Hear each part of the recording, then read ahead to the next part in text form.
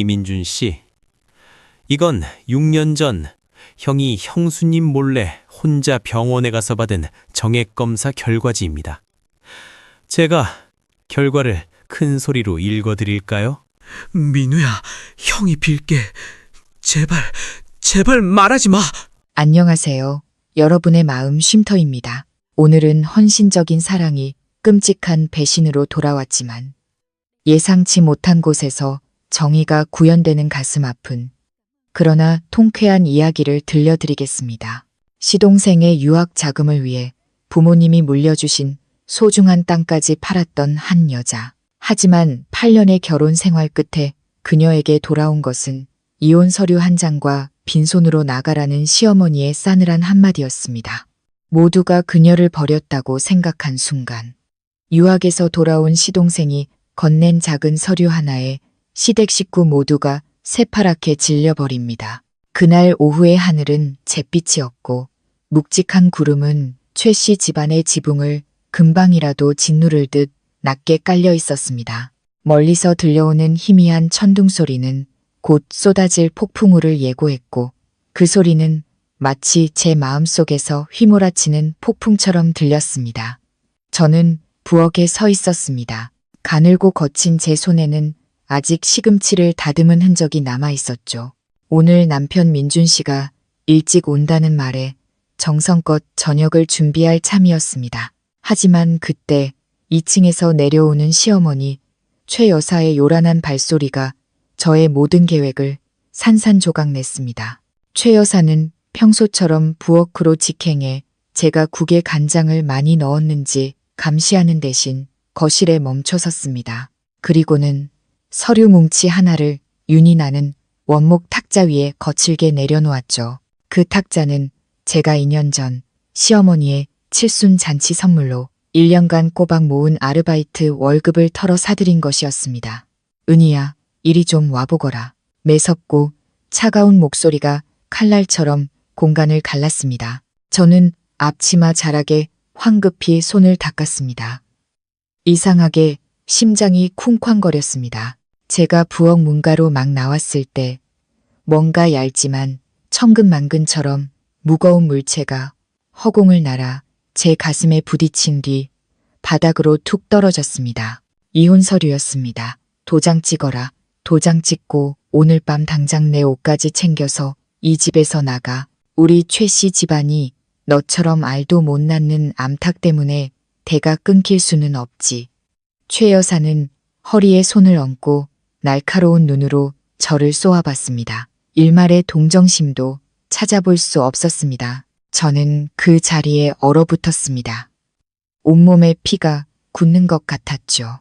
발밑에 놓인 흰 종이 위로 이혼 청구라는 검은 글씨가 선명했습니다. 저는 더듬거리며 말했습니다. 어머니, 무슨 말씀이세요? 제가 뭘 잘못했다고. 민준 씨는 이 사실을 아나요? 최 여사는 경멸이 가득한 냉소를 지었습니다. 그이가 모르면 누가 저기다 미리 서명을 해놨겠니? 순진한 척 좀 그만해라. 8년이야. 네가 이 집 며느리로 들어온 지 8년이라고. 내가 얼마나 많은 기회를 줬니? 양약에 한약에 온갖 절을 찾아다니며 빌었는데도 내 배는 여전히 납작하기만 하잖니. 내 아들 민준이는 이제 대기업 부장이야. 앞길이 창창하다고. 민준이에겐 가문 좋고 대를 이을 아들 낳아줄 여자가 필요한 거지. 너처럼 주방에만 처박혀서 남편 얼굴에 먹칠이나 하는 여자가 아니란 말이다. 시어머니의 한마디 한마디는 제 심장을 내리찍는 도끼 같았습니다.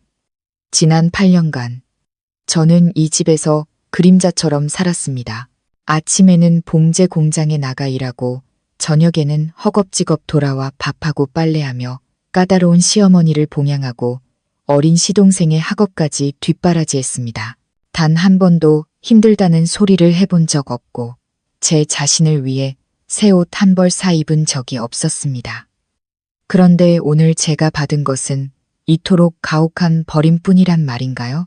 어머니, 제발요. 아이 문제는 하늘의 뜻이잖아요. 저도 정말 괴롭다고요. 저는 그 자리에 주저앉았습니다. 눈물이 쉴 새 없이 흘러내렸습니다. 최 여사는 바닥을 발로 구르며 소리쳤습니다. 하늘의 뜻은 무슨, 애 못 낳는 여자는 쓸모없는 거야. 내 꼴 좀 봐라. 몸은 비쩍 마르고 얼굴에선 맨날 기름 냄새나 풍기고. 우리 민준이가 8년이나 너랑 살아준 것만으로도 감지덕지해야지.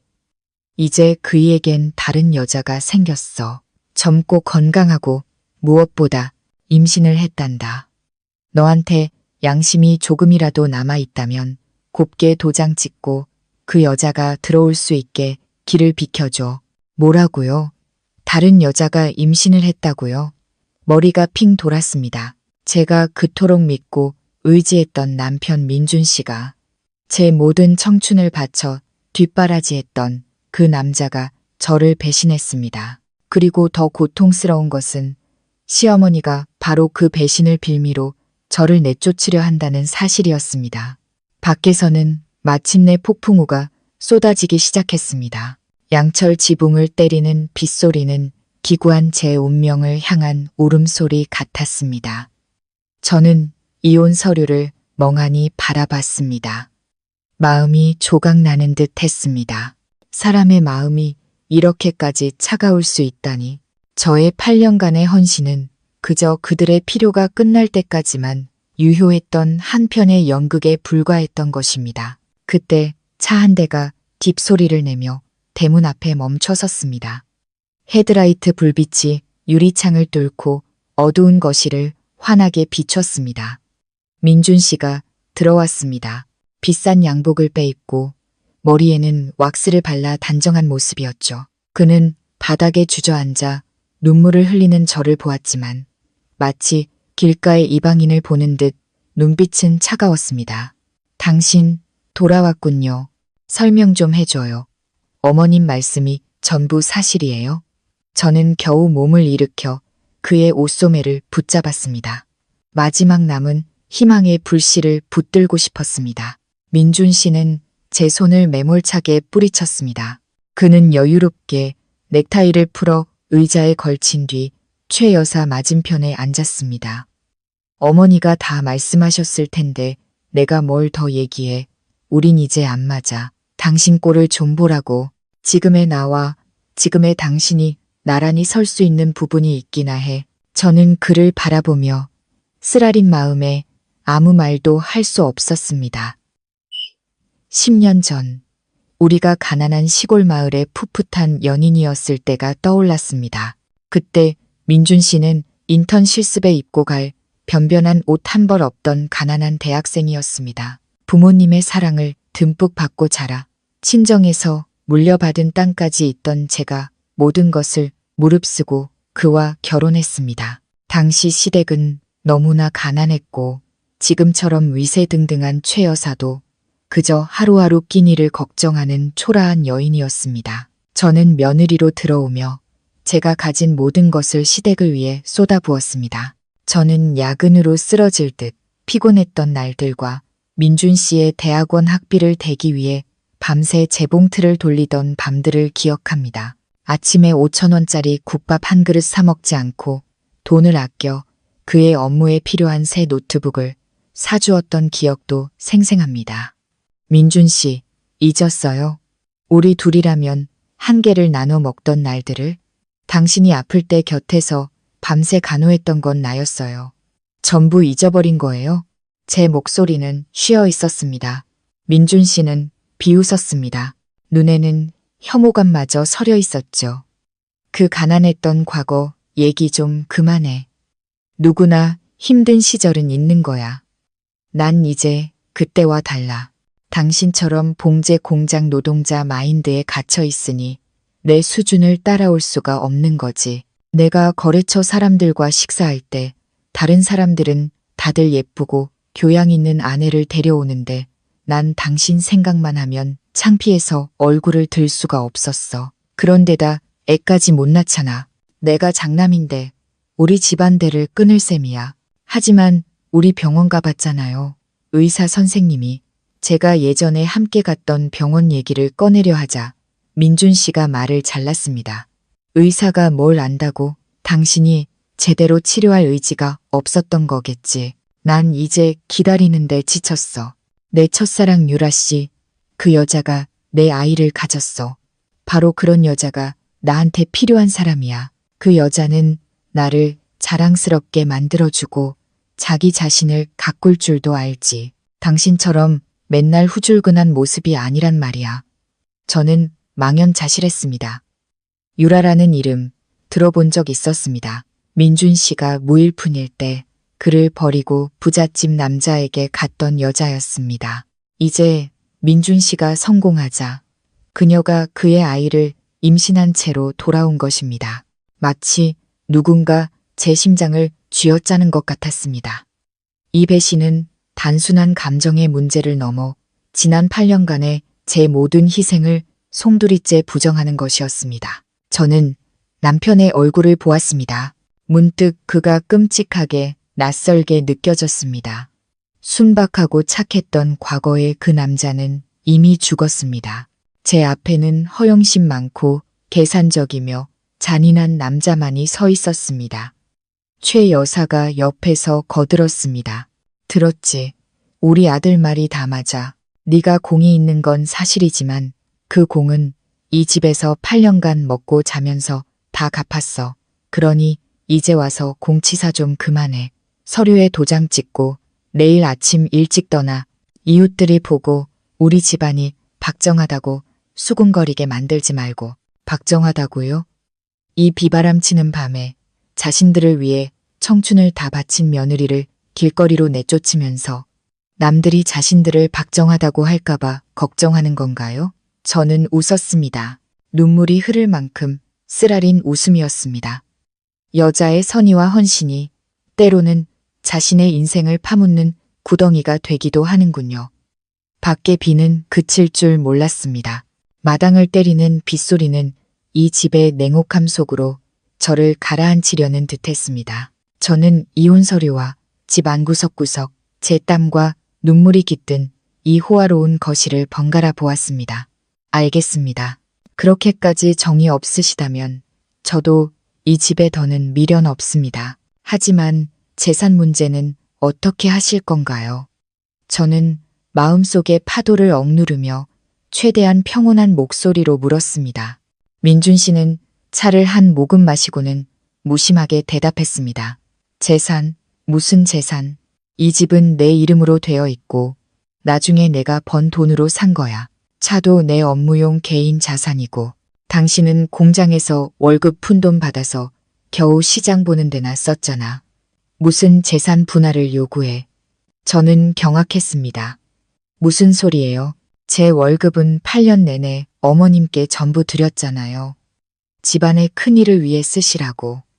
이 집 살 때도 어머님이 분명 우리 부부 둘이 모은 돈이라고 하셨잖아요. 심지어 땅 살 때 제가 제 비자금 2천만 원을 보태준 건 잊었어요. 최 여사가 갑자기 벌떡 일어섰습니다. 너 지금 뭐라고 했니?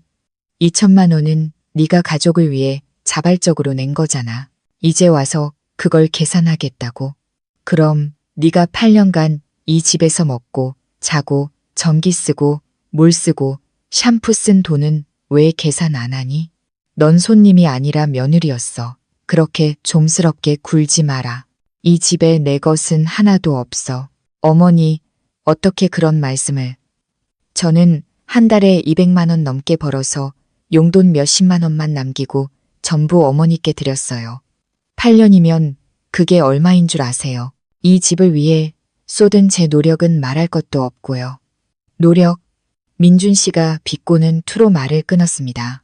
그건 아내의 의무야. 당신은 아이를 낳는 의무는 다하지 못했으니 그 정도는 내 명예에 대한 보상이라고 생각해. 내가 다 계산해봤어. 지금 통장에 남은 돈도 별로 없어. 작년에 동생 민우 해외 유학 보내는데 다 썼거든. 민우가 우리 집안의 희망인 거 당신도 알잖아. 형수로서 동생을 챙기는 건 당연한 일이지. 민우 이야기가 나오자 가슴이 다시 아려왔습니다. 민우는 민준 씨보다 10살 어린 동생입니다. 민우가 서울에 있는 명문대에 합격했을 때 시댁은 여전히 가난했습니다. 그때 모든 것을 책임지고 나선 것이 바로 저였습니다. 저는 최 여사가 민우 등록금이 없어 학업을 포기시키고 공장에 보내려 한다며 울던 그 운명의 날을 기억합니다. 똑똑하고 공부에 대한 열의가 가득한 어린 시동생이 마당 구석에서 망연자실해 있는 모습을 보고 저는 차마 외면할 수 없었습니다. 저는 제 인생 최대의 실수가 될 결정을 내렸습니다. 친정 부모님이 외동딸인 저에게 남겨주신 땅을 판 것입니다. 그 땅은 마을 길가에 있어 당시 가격이 오르고 있었고 저는 정확히 1억 원에 팔았습니다. 저는 그 돈 전부를 최 여사에게 드리며 은행에 넣어두고 민우의 4년 대학 생활과 그 이후의 학업을 위해 쓰시라고 당부했습니다. 저는 그 희생이 시댁 식구들이 저를 더 아끼고 소중히 여기게 만들 것이라 믿었습니다. 민우가 성공하면 저에게도 든든한 버팀목이 될 것이라 생각했습니다. 민우 얘기를 꺼내셨나요? 그럼 제가 예전에 제 땅을 팔아 민우 학비로 드린 1억 원은요? 그 돈은 그냥 꿀꺽 삼키실 생각이에요? 저는 억울함에 소리쳤습니다. 최 여사는 입술을 삐죽이며 제 시선을 피했습니다. 무슨 돈? 누가 돈 주는 걸 봤는데? 증거 서류라도 있어? 그리고 넌 이 집 며느리인데 시동생이 어려우면 돕는 게 당연한 거지. 이제 와서 옛날 일 들먹이면서 빚독촉이라니 부끄럽지도 않니? 남의 집에 시집 와서 돈 몇 푼 내놓고 나중에 다시 달라는 여자는 속이 좁고 치사한 거야. 저는 바닥에 주저앉았습니다. 그들은 이렇게까지 철저하게 준비했던 것입니다. 제가 착하고 가족을 의심하지 않을 것을 알았기에 어떤 서류도 남기지 않았다는 것을 이용한 것입니다. 저의 1억 원, 저의 8년 청춘, 저의 모든 말없는 희생이 이제는 차가운 이혼 서류 한 장과 빈손으로 돌아왔습니다. 민준 씨는 시계를 보며 안절부절 못하는 목소리로 말했습니다. 자, 이만하면 됐어. 도장 찍어. 그럼 내가 인정상 차비로 100만 원 줄게. 마지막까지 예의는 지키는 거야. 내가 강경하게 나오게 만들지 마. 그때는 10원 한 장도 못 받을 줄 알아. 민준 씨가 마치 거지에게 적선하듯 탁자 위로 던진 100만 원짜리 수표를 보니 구역질이 났습니다. 이 사람이 제가 한때 깊이 사랑했던 남자란 말인가? 제가 미래를 걸고 뒷바라지했던 남자란 말인가? 아, 저의 선량함이 탐욕스럽고 배은망덕한 악마를 키워냈군요. 저는 밖에 하얀 빗줄기를 바라보았습니다. 마음이 텅 비었습니다. 이 빈손으로 이 치욕을 안고 어디로 가야 할까요? 시골에 계신 부모님은 연로하십니다. 제가 이런 대우를 받는 것을 아시면 아마 충격에 쓰러지실 겁니다. 하지만 여기에 남는다면 저는 이 냉대와 모욕 속에서 서서히 죽어갈 것입니다. 절망의 끝에서 저는 문득 민우가 떠올랐습니다. 제가 그토록 아꼈던 시동생은 지금 어디에 있을까요? 자신의 어머니와 형이 자기를 키워준 사람에게 무슨 짓을 하고 있는지 알기나 할까요? 하지만 그 희망도 금세 사그라들었습니다. 민우는 먼 타국에 있고 피는 물보다 진한 법이니까요. 저는 인생의 폭풍우 속에 홀로 남겨졌습니다. 밖의 비는 여전히 하늘을 찢을 듯 울부짖고 있었습니다. 하지만 그 어떤 비바람의 냉기보다 이 방 안에 퍼지는 잔인한 냉기가 더 뼈에 사무쳤습니다. 저는 지난 8년간 존경을 담아 어머니라 불렀던 시어머니를 보았습니다. 이제 그녀는 무서운 타인처럼 보였습니다. 어머니, 어떻게 그런 말씀을 하실 수 있어요? 제 목소리는 추워서가 아니라 분노와 슬픔으로 떨렸습니다. 그 땅은 제 부모님의 피땀이 어린 땅이에요. 돌아가시기 전에 아버지께서 제 손을 잡고 나중에 인생의 풍파가 닥치면 그걸 마지막 비상금으로 쓰라고 하셨단 말이에요. 그런데 우리 집이 힘들 때, 민우 등록금이 없을 때 어머니께서 제 손을 잡고 오시며 민우의 미래를 구해달라고 하셨잖아요. 저는 어머니를 믿었어요. 제 유일한 희망을 팔아서 이 집을 도왔는데 이제 와서 그게 며느리의 의무라고요. 최 여사는 물을 한 모금 마셨습니다. 그녀의 얇은 입술이 경멸하듯 아래로 향했습니다. 죽은 사람 들먹이면서 겁주지 마라. 내가 최 씨 집안에 시집 왔으면 최 씨 집안 식구가 내 가족이고 내 친정은 남이야. 네가 가진 재산 좀 꺼내서 시동생 뒷바라지한 건 내 자신을 위해 네가 애를 가질 수 있도록 공덕을 쌓은 셈이지. 그런데 네가 복이 없어서 하늘이 외면한 걸 어쩌겠니? 그 돈은 그냥 보시했다고 생각해. 그리고 다시 말하지만 내가 언제 나한테 돈을 줬다는 거야? 증인이 있어. 아니면 지금 이 집 재산 나눠 갖겠다고 거짓말하는 거니? 저는 민준 씨를 보았습니다. 그에게 한 조각의 양심이라도 남아있길 바랐습니다. 하지만 그는 휴대폰을 보며 미소 짓고 있었습니다. 분명 그 미소는 유라라는 여자를 향한 것이겠죠. 제가 돈 얘기를 하자 그가 고개를 들었습니다. 마치 은혜를 베푸는 듯한 말투였습니다. 은희야, 상황 파악을 제대로 해. 그 돈이 설령 사실이라고 해도 민우 학비로 이미 다 썼어. 민우는 이제 막 졸업해서 아직 돈도 못 버는데 어디서 돈이 나서 갚겠어. 그리고 당신은 형수잖아. 설마 동생한테 돈 갚으라고 할 셈이야? 남들이 비웃어. 내가 100만 원 준다고 했잖아. 그게 내가 베풀 수 있는 최대한의 아량이야. 도장 찍어. 내 인내심을 시험하지 마. 눈물이 다시 흘러내렸습니다. 땅을 팔던 날이 떠올랐습니다. 그날도 불볕더위였죠. 저는 1억 원이 든 돈다발을 보자기에 소중히 싸서 떨리는 손으로 최 여사에게 건넸습니다. 그때 그녀는 저를 껴안으며 귀한 며느리 최 씨 집안의 구원자라고 불렀습니다. 조상님 위패 앞에서 민우가 성공하면 이 은혜를 절대 잊지 않겠다고 맹세까지 했습니다. 그런데 이제 민우가 막 졸업하고 집안이 안정을 찾자 그들은 저를 낡고 쓸모 없어진 장난감처럼 취급했습니다. 이용 가치가 끝나자 구석에 던져버리는 것입니다. 민준 씨, 당신이 대학원 다닐 때 누가 밤새 재봉틀 돌려서 눈이 짓무르도록 일하며 당신 책값 대줬는지 기억 안 나요? 어머니 담낭 수술로 입원했을 때 누가 병원에서 밤새 곁을 지키며 죽 한 숟갈 떠먹여 드리고 더러운 것들 다 치워드렸는지 기억 안 나세요? 그때는 왜 저를 남이라고 안 하셨어요? 왜 그게 며느리의 의무라고 안 하셨어요? 최 여사가 벌떡 일어나 제 얼굴에 손가락질을 했습니다.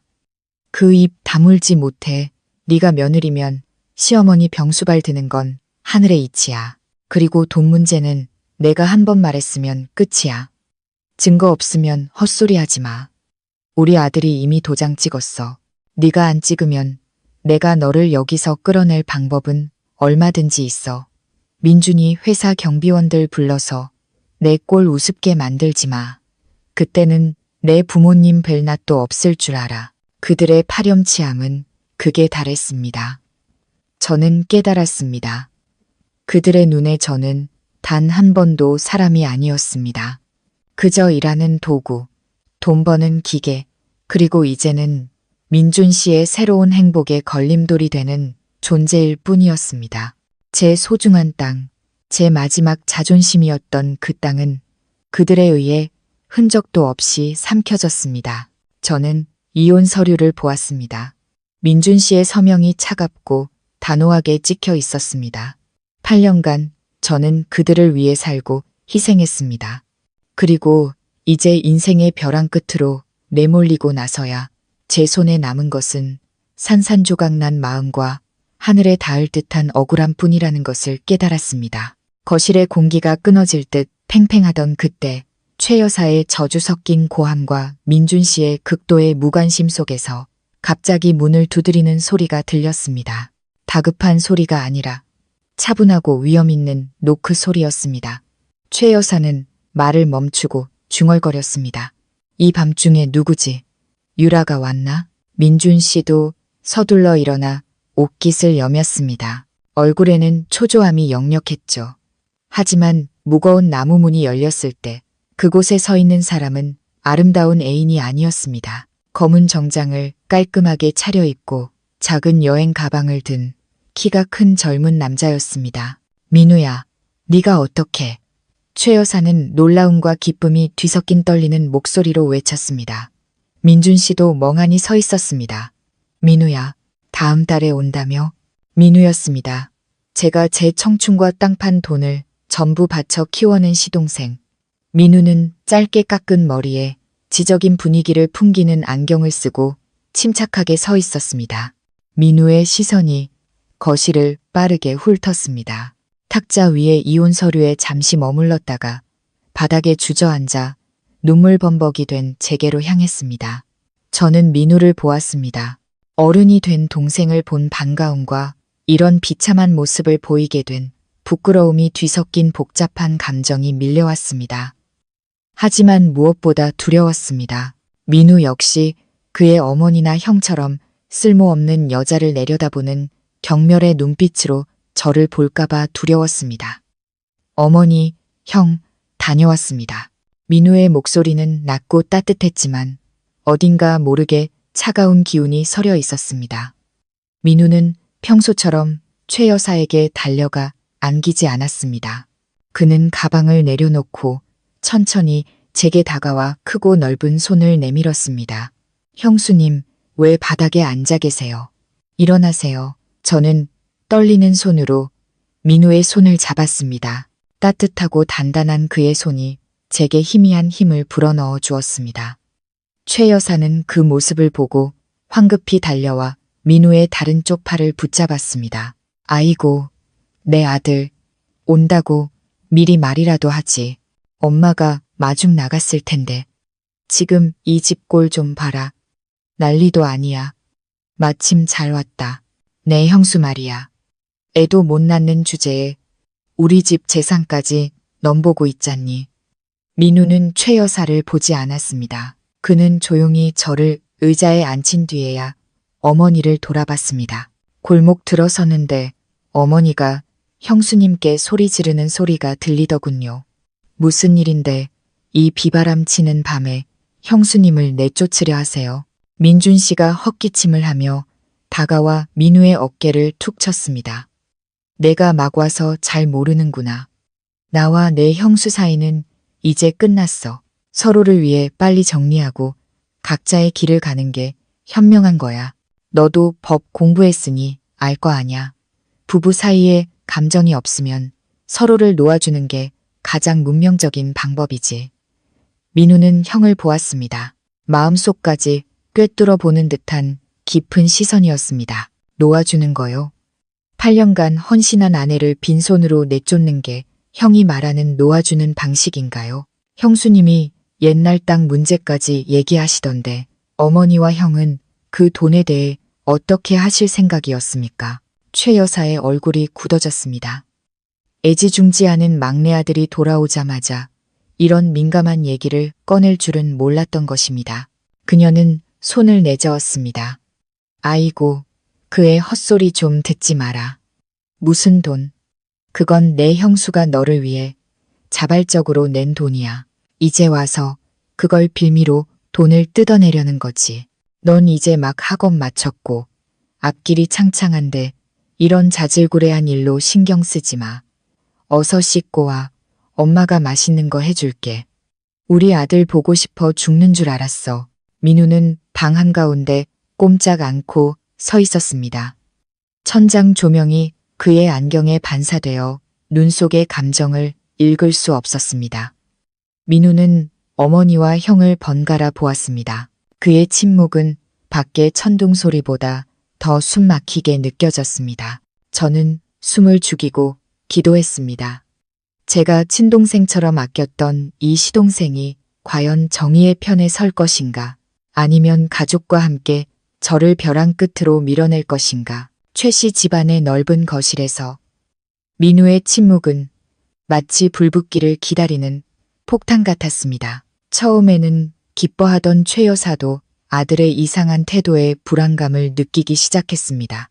그녀는 물을 따르고 수건을 가져오며 어색함을 감추려는 듯 쉴 새 없이 떠들었습니다. 민우야, 왜 그렇게 멍하니 서 있어? 피곤하지? 먼 길 오느라 고생했겠다. 아니면 형수 때문에 속상해서 그래. 걔가 요즘 정신이 좀 오락가락해서 자꾸 옛날 돈 타령을 하네. 내 형이 잘 해결할 테니 우리 집은 다시 예전처럼 화목해질 거야. 민준 씨도 거들었습니다. 억지로 형다운 위엄을 되찾으려는 듯 했죠. 맞아, 민우야. 네가 미국에서 우수한 성적으로 로스쿨 졸업했다니. 형은 정말 자랑스럽다.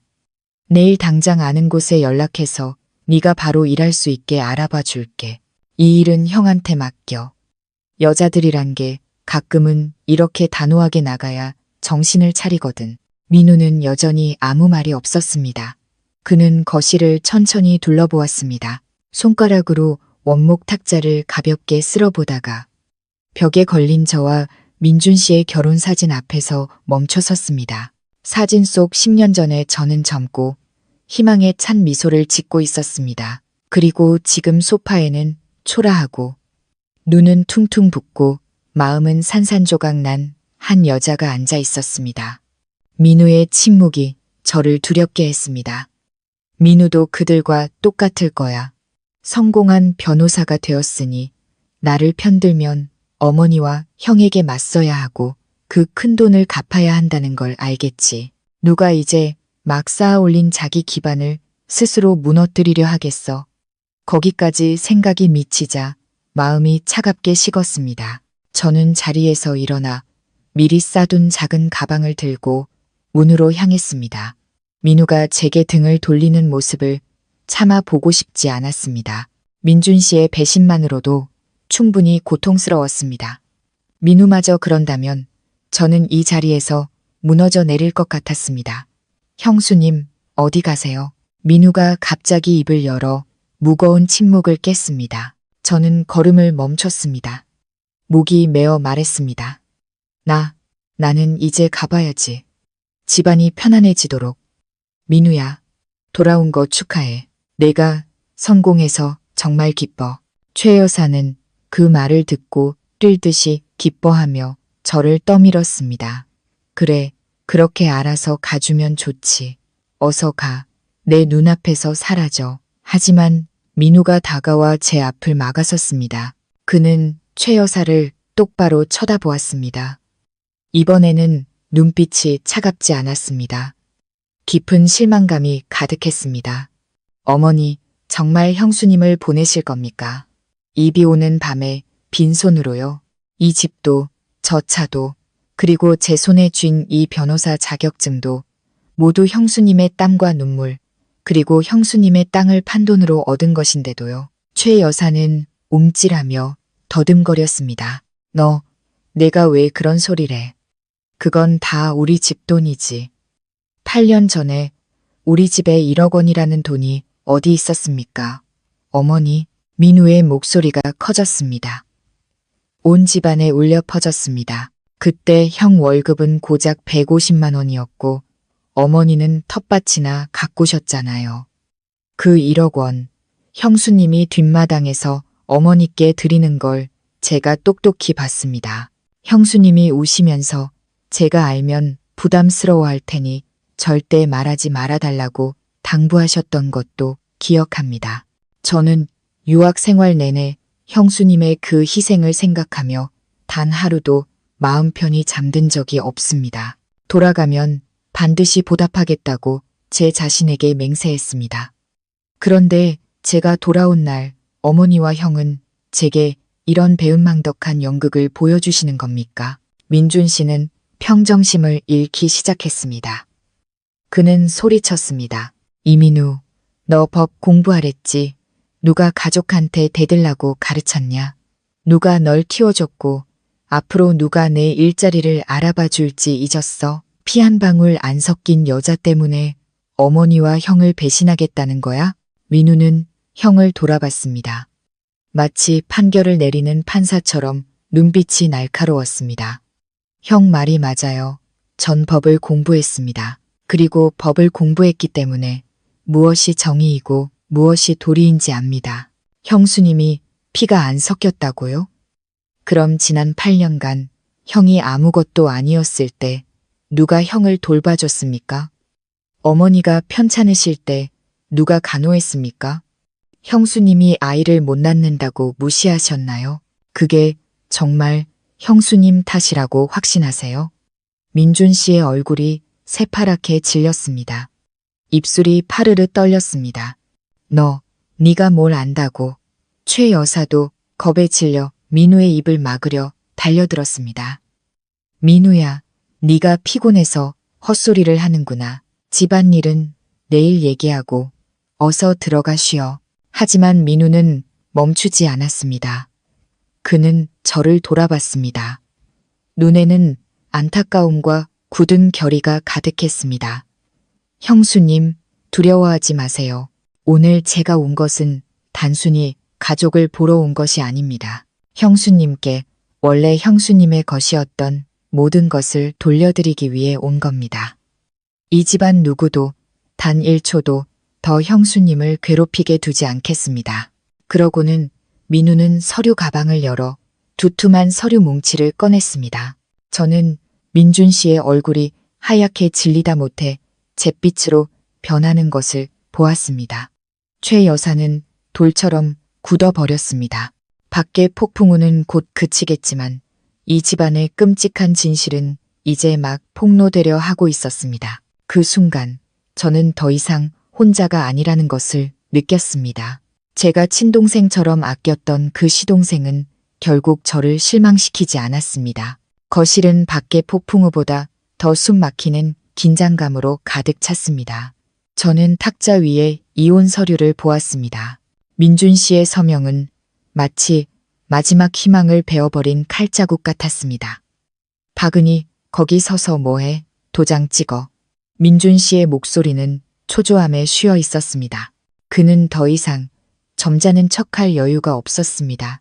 민우의 등장은 그를 혼란에 빠뜨렸고 그는 더 큰 문제가 생기기 전에 이 상황을 끝내고 싶어 했습니다. 저는 떨리는 손으로 탁자 가까이 다가갔습니다. 8년의 며느리살이, 8년의 청춘이 이 얇은 종이 한 장에 담겨 있었습니다. 저는 최 여사를 보았습니다. 그녀는 팔짱을 낀 채 저를 원수처럼 노려보고 있었습니다. 저는 민우를 보았습니다. 그는 여전히 침착했지만 그 눈빛에는 제가 이해할 수 없는 강한 힘이 느껴졌습니다. 형수님, 이게 형수님이 새 인생을 시작하는 최선의 방법이라고 생각하신다면 원하시는 대로 하세요. 민호의 나직한 목소리가 방 안에 울려 퍼지며 제 떨림을 조금 가라앉혀 주었습니다. 저는 탁자 위에 놓인 민준 씨의 만년필을 집어들었습니다. 이 펜 역시 제가 그의 부장 승진을 축하하며 사준 선물이었습니다. 이 집의 모든 것, 탁자부터 의자, 심지어 민준 씨가 입고 있는 셔츠까지 제 땀과 돈이 스며 있지 않은 것이 없었습니다. 그런데 떠나는 저는 죄인이 되어 있었습니다. 저는 종이 위에 펜을 가져갔습니다. 박은이라는 세 글자가 눈물에 번져 나타났습니다. 한 획, 한 획 그을 때마다 제 살점을 도려내는 것 같았습니다. 서명을 마치고 펜을 놓자 가슴을 짓누르던 돌덩이가 내려가는 기분이었습니다. 고통스럽고 쓰라렸지만 이상하게 마음이 가벼워졌습니다. 끝났어요. 이제 우리 아무 사이도 아니에요. 저는 민준 씨의 눈을 똑바로 쳐다봤습니다. 8년 만에 처음으로 저는 그 앞에서 두렵거나 위축되지 않았습니다. 최 여사는 제가 서명하는 것을 보고 안도의 한숨을 쉬었습니다. 그녀는 제가 서류를 찍기라도 할까봐 쏜살같이 달려와 그것을 낚아챘습니다. 그래, 진작 이렇게 순순히 나왔어야지. 자, 이제 그 다 떨어진 가방이나 챙겨서 당장 나가.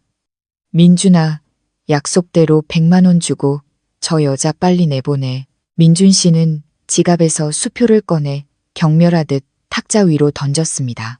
8년간의 노예 생활에 대한 대가가 고작 얇은 수표 한 장이란 말인가.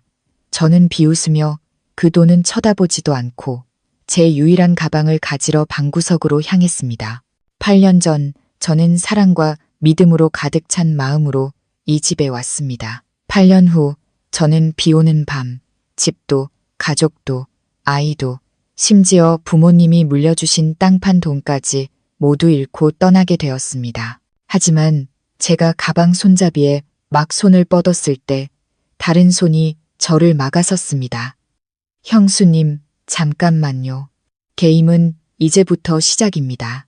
형수님은 도장을 찍으셨으니 의무를 다하셨어요. 이제는 저들이 형수님에 대한 의무를 이행할 차례입니다. 민우가 저와 문 사이를 막아서며 말했습니다. 그는 저를 보지 않았습니다. 민준 씨와 최 여사를 뚫어져라 쳐다보고 있었죠. 공기가 순간 얼어붙었습니다. 최 여사는 저를 밖으로 밀치려 했지만 민우의 엄한 눈빛에 주춤했습니다. 민우야, 너 뭐 하는 거니? 쟤는 이미 도장 찍었어. 이제 우리 식구도 아니라고. 뭘 꾸물거려. 집안 시끄럽게. 민우는 어머니의 말에 대꾸하지 않았습니다. 그는 천천히 탁자로 돌아가 윤이 나는 서류 가방을 올려놓았습니다. 그가 잠금 장치를 풀자 딸깍하는 건조한 소리가 정적을 깨뜨렸고 민준 씨는 저도 모르게 한 걸음 뒤로 물러섰습니다. 민우는 가방에서 파란색 표지로 된 두툼한 서류 뭉치를 꺼냈습니다. 어머니 말씀이 맞아요. 형수님은 이제 법적으로 최 씨 집안 사람이 아니죠. 하지만 식구가 아니기 때문에 모든 채무관계, 모든 금전관계는 형수님이 이 문을 나서기 전에 여기서 깨끗하게 정산되어야 합니다. 민준 씨는 자신감을 되찾으려는 듯 헛웃음을 쳤습니다. 무슨 빚? 내가 말했잖아. 100만 원은 차비로 주는 거고 그 외엔 아무 빚도 없어. 민우야, 사적인 감정으로 형을 곤란하게 만들지 마. 너 변호사잖아. 공동재산과 특유재산의 차이점은 알 거 아냐. 민우는 의미심장한 미소를 지으며 입꼬리를 올렸습니다. 네, 저는 변호사입니다. 그리고 저는 귀국하기 전 3개월 동안 제가 없는 사이 이 집에서 일어난 모든 일을 조사하는데 시간을 보냈습니다. 제가 해외에 있다고 아무것도 모를 거라고 생각하셨나요? 민우는 첫 번째 서류를 꺼내 탁자 위에 놓았습니다. 이건 지난 3년간의 형계좌 거래 내역 사본입니다. 형이 한유라라는 이름의 계좌로 이체한 총 금액이 거의 2억 원에 달합니다. 부장으로 승진한 지 1년밖에 안 됐는데 이 돈은 어디서 났을까요? 혹시 형수님이 밤낮으로 일해서 어머니께 맡긴 부부 공동자금에서 빼돌린 건 아닌가요? 민준 씨의 얼굴이 잿빛으로 변했습니다. 그는 더듬거렸습니다. 너 이걸 어떻게? 이건 사생활 침해야. 내가 널 고소할 거야. 고소하세요. 민우는 태연하게 다음 장을 넘겼습니다. 그리고 이건 8년 전 형수님의 토지 매매 계약서 사본입니다. 어머니는 기억 안 난다고 증거가 없다고 하셨죠.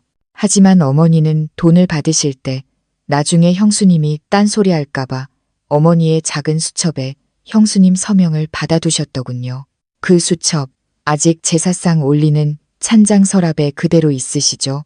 제가 재작년에 잠깐 귀국했을 때 그 페이지 전체를 사진으로 찍어두었습니다. 최 여사는 의자에 주저앉았습니다. 입술이 파르르 떨렸지만 아무 말도 하지 못했습니다. 그녀는 자신이 그토록 자랑스러워하고 며느리의 돈으로 키워낸 아들이 자신에게 불리한 증거를 조용히 수집하고 있었다는 사실을 상상도 못했던 것입니다. 저는 민우를 보며 멍하니 서 있었습니다. 마치 구원자를 보는 것 같았습니다. 지난 세월 동안 그가 무심했던 것이 아니었습니다. 그는 멀리서 모든 것을 지켜보고 제가 겪는 모든 억울함을 이해하고 있었습니다. 형수님, 민우가 저를 돌아보며 목소리를 낮췄습니다. 이렇게까지 되도록 내버려둬서 죄송합니다. 저들이 변명할 여지를 완전히 없애기 위해 모든 증거를 완벽하게 수집할 시간이 필요했습니다. 민우야, 어떻게 엄마한테 이럴 수 있니? 최 여사는 울먹이며 가족애에 호소하려 했습니다. 내가 한 모든 건 다 너희를 위해서, 이 집안을 위해서였어. 저를 위해서라는 명분으로 비도덕적인 일을 하지 마세요. 민우가 소리쳤습니다. 저는 그가 그렇게 화내는 것을 처음 보았습니다. 제가 그 1억 원을 들고 유학을 떠날 때 얼마나 마음이 무거웠는지 아세요? 저는 반드시 성공해서 돌아와 형수님께 빚을 갚겠다고 다짐했습니다. 그런데 어머니는 형수님을 빈손으로 내쫓으려 하셨어요. 제가 평생을 죄책감과 부끄러움 속에서 살길 바라셨습니까? 민우는 민준 씨를 향해 날카로운 시선을 돌렸습니다. 그리고 형, 나의 형. 형에게는 또 다른 비밀이 있죠. 지난 8년간 형수님의 정신을 갉아먹었던 그 비밀 말입니다. 스스로 말할 건가요? 아니면 제가 여기서 공개할까요? 민준 씨는 온몸을 떨며 민우의 손에 남은 서류 뭉치를 뚫어져라 쳐다봤습니다. 그의 이마에는 식은땀이 흘렀습니다. 무슨 비밀일까요? 민준 씨처럼 자존심 강한 남자를 저렇게 두렵게 만드는 것이 대체 무엇일까요? 거실은 이제 작은 법정 같았습니다. 민우는 검사였고 민준 씨는 피고인석에 선 죄인이었습니다. 침묵이 길어지자 밖의 빗소리가 더욱 신경질적으로 들렸습니다. 민준 씨는 갑자기 미친 듯이 웃기 시작했습니다. 두려움을 감추기 위한 발악이었습니다. 네가 날 협박해, 민우. 증거 있으면 어디 내놔봐. 난 내 형이야. 어릴 때부터 널 돌봐준 사람이라고. 여자 하나 때문에 형제를 팔아먹겠다고. 너 같은 배은망덕한 놈은 언젠가 천벌을 받을 거다. 민우는 그 모욕에도 흔들리지 않았습니다. 그는 침착하게 안경을 고쳤었습니다. 제가 형을 팔아넘긴 게 아닙니다. 형이 자신의 양심을 팔아넘긴 지 오래됐죠. 저를 돌봐줬다고요. 누구 돈으로요? 형은 형수님의 희생을 발판 삼아 성공하고 이제 와서 자신을 키워준 그 손을 물어뜯고 있는 겁니다. 민준 씨가 달려들어 서류를 빼앗으려 했습니다. 그거 이리 내놔. 네가 가질 자격 없어. 하지만 민우는 무술을 연마한 사람처럼 단호한 동작으로 그의 팔을 쳐냈습니다. 민준 씨는 비틀거리며 의자에 주저앉았습니다. 얼굴에는 흉악한 기색이 역력했죠. 네가 감히 날 쳐? 어머니, 보셨어요? 민우가 돌아와서 이 형을 때립니다. 최 여사는 그저 흐느낄 뿐이었습니다. 민우가 돌아온 순간부터 이 집에서 그녀의 권력은 사라졌다는 것을 깨달은 듯 했습니다. 그녀의 모든 계략은 친아들에 의해 폭로되었습니다. 저는 그들 사이에 서서 심장이 터질 듯 뛰는 것을 느꼈습니다. 8년간 쌓인 억울함이 곧 풀릴 것 같았습니다. 저는 민준 씨를 보았습니다. 한때 제 전부였던 그 남자는 이제 거짓의 냅에서 허우적대는 비겁한 인간일 뿐이었습니다. 이민준 씨, 제가 입을 열었습니다. 목소리는 작았지만 단호했습니다. 왜 그렇게 두려워하는 거죠? 당신이 잘못한 게 없다면, 당신이 늘 말하던 것처럼 당당하다면, 왜 민우가 말하려는 진실을 마주하지 못하는 거죠? 민준 씨는 분노와 수치심으로 붉어진 눈으로 저를 쏘아봤습니다. 닥쳐. 네가 뭘 안다고 짓거려? 여자들은 주방 구석에나 처박혀 있을 것이지 세상 물정을 뭘 알아. 민우는 비웃었습니다. 내 형수님은 모르셨죠. 형이 지난 8년간 의도적으로 숨겼으니까요. 형은 형수님이 죄책감 속에 살도록 어머니에게 구박받고 이웃들에게 손가락질 당하도록 내버려뒀습니다. 아이 못 낳는 여자라고요. 하지만 진실은 뭘까요? 민우는 마지막 서류 한 장을 들었습니다. 서울중앙병원의 붉은 직인이 찍힌 서류였습니다.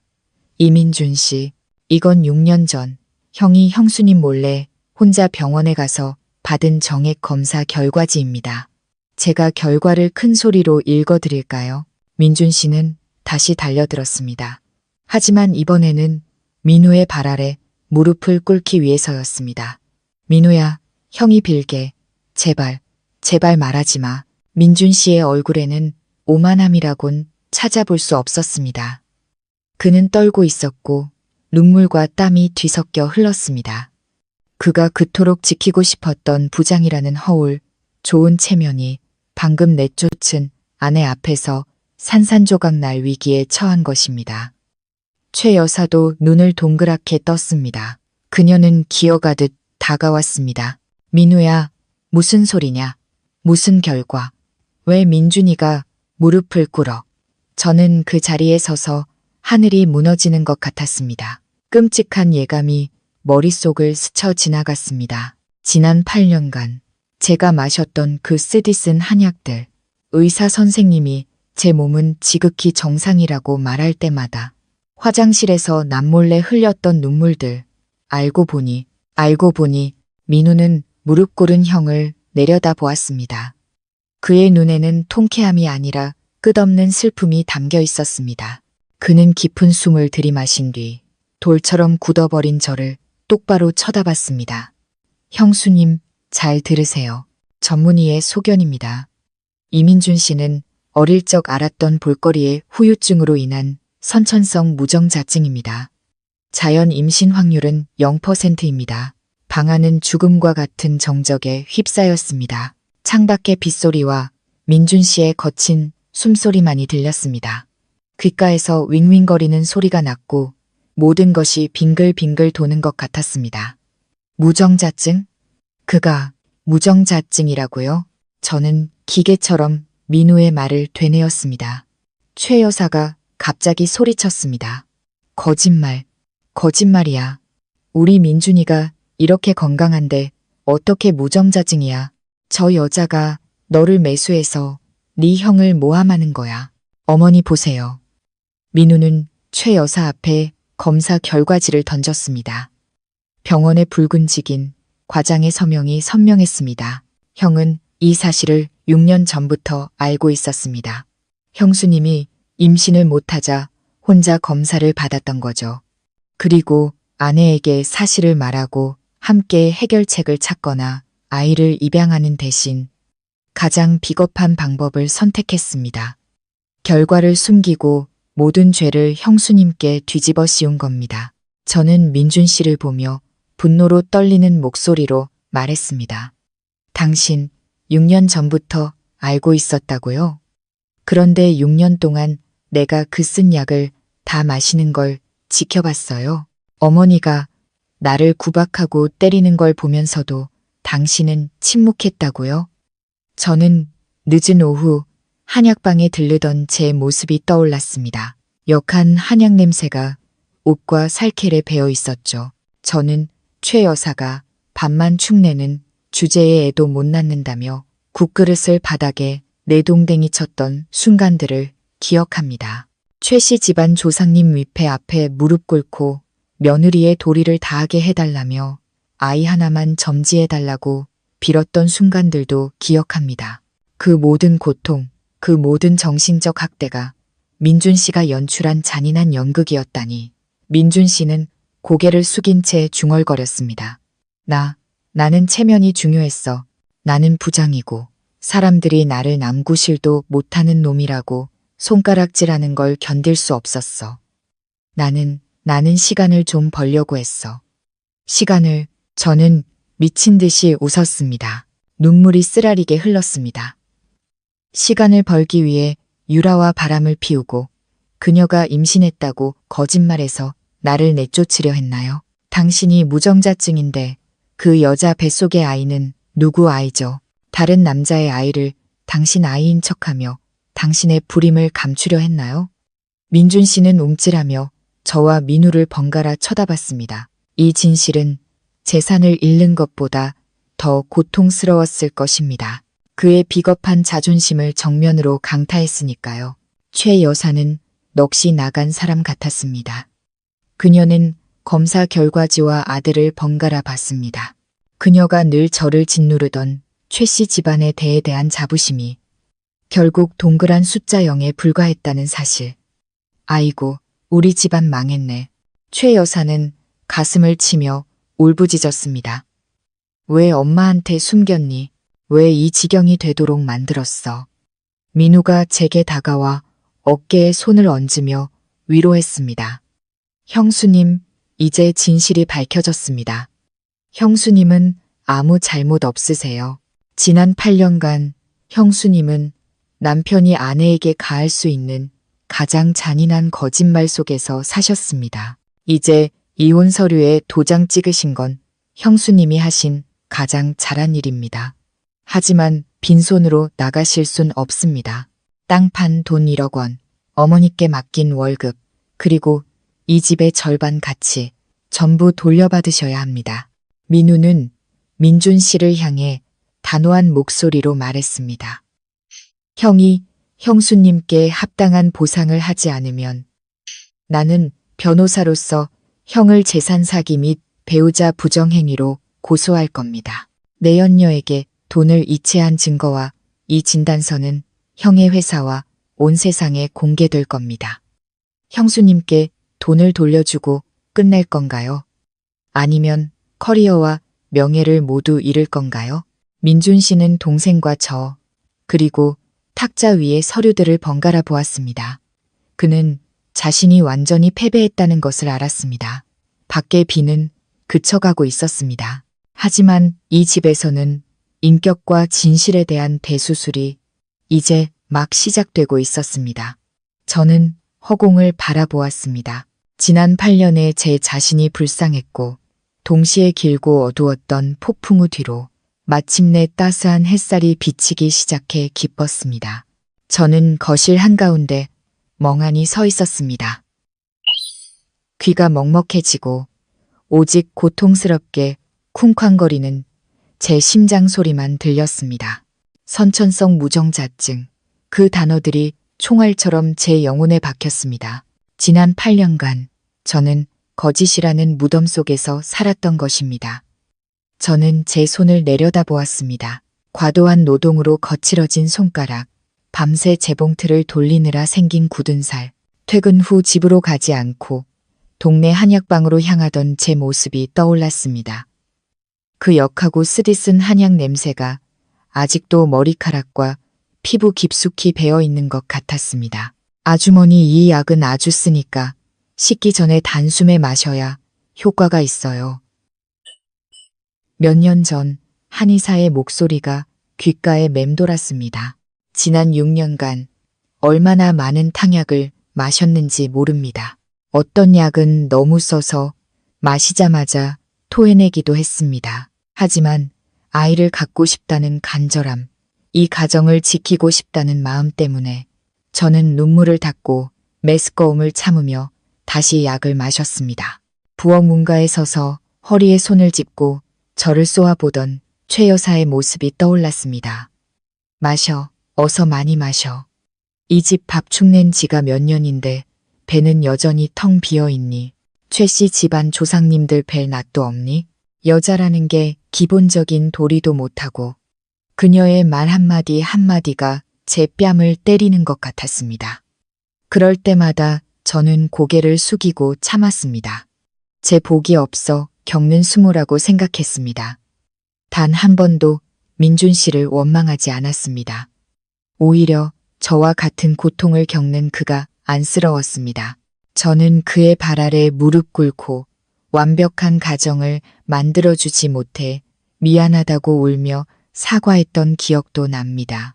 그때 그는 아무 말 없이 다른 곳을 쳐다봤습니다. 이제야 알겠습니다. 그 침묵은 관용이 아니라 자신의 죄를 대신해 죽어가는 사람을 지켜보는 자의 극악무도한 비겁함이었습니다.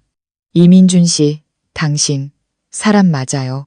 저는 목이 메어 지난 세월 억눌렀던 울음을 터뜨렸습니다. 8년 동안 당신은 나를 병자 취급하고 어머니가 내 몸과 마음에 상처 주는 걸 보면서도 아무렇지 않을 수 있었어요. 내가 약을 마실 때마다 얼마나 간절히 희망을 품었는지 알아요? 생리가 시작될 때마다 죽고 싶을 만큼 절망했던 내 마음을 알기나 하냐고요? 8년간 쌓인 억울함이 폭발했습니다. 이 초라한 제 몸이 쓴 약과 저주 속에서 묻혀버린 제 청춘이 너무나 불쌍했습니다. 저는 제가 돈을 보태 지은 집에서 제가 정성껏 봉양한 가족들 사이에서 죄인처럼 살았습니다. 저는 방금 전까지 저를 내쫓으려 악을 쓰던 최 여사를 보았습니다. 그녀는 넋이 나간 사람처럼 바닥에 주저앉아 있었습니다. 지난 세월 그녀가 제게 퍼부었던 모욕의 말들은 이제 그녀가 그토록 자랑스러워하던 집안의 대를 향해 부메랑처럼 날아와 꽂혔습니다. 어머니, 저를 보세요. 아이 못 낳는다던 이 며느리를 보세요. 저는 고통 속에서 외쳤습니다. 전부 어머님 아들 때문이었어요. 그는 오래전부터 알고 있었으면서도 제가 나쁜 소리를 듣도록 내버려뒀어요. 어머님은 왜 당신 아들이 건강한데 아이가 없는지 한 번이라도 의심해 본 적 있으세요? 그저 저를 탓하고 이기적인 만족을 위해 저를 학대하기만 하셨잖아요. 이 고통, 이 배신은 너무나 컸습니다. 너무 커서 더 이상 흘릴 눈물도 없는 것 같았습니다. 텅 빈 공허함과 냉기만이 느껴졌습니다. 8년간 저는 청춘과 돈뿐만 아니라 인간에 대한 선의와 믿음까지 잃었습니다. 민준 씨는 여전히 무릎 꿇은 채 고개를 숙이고 있었습니다. 어깨가 가늘게 떨렸죠.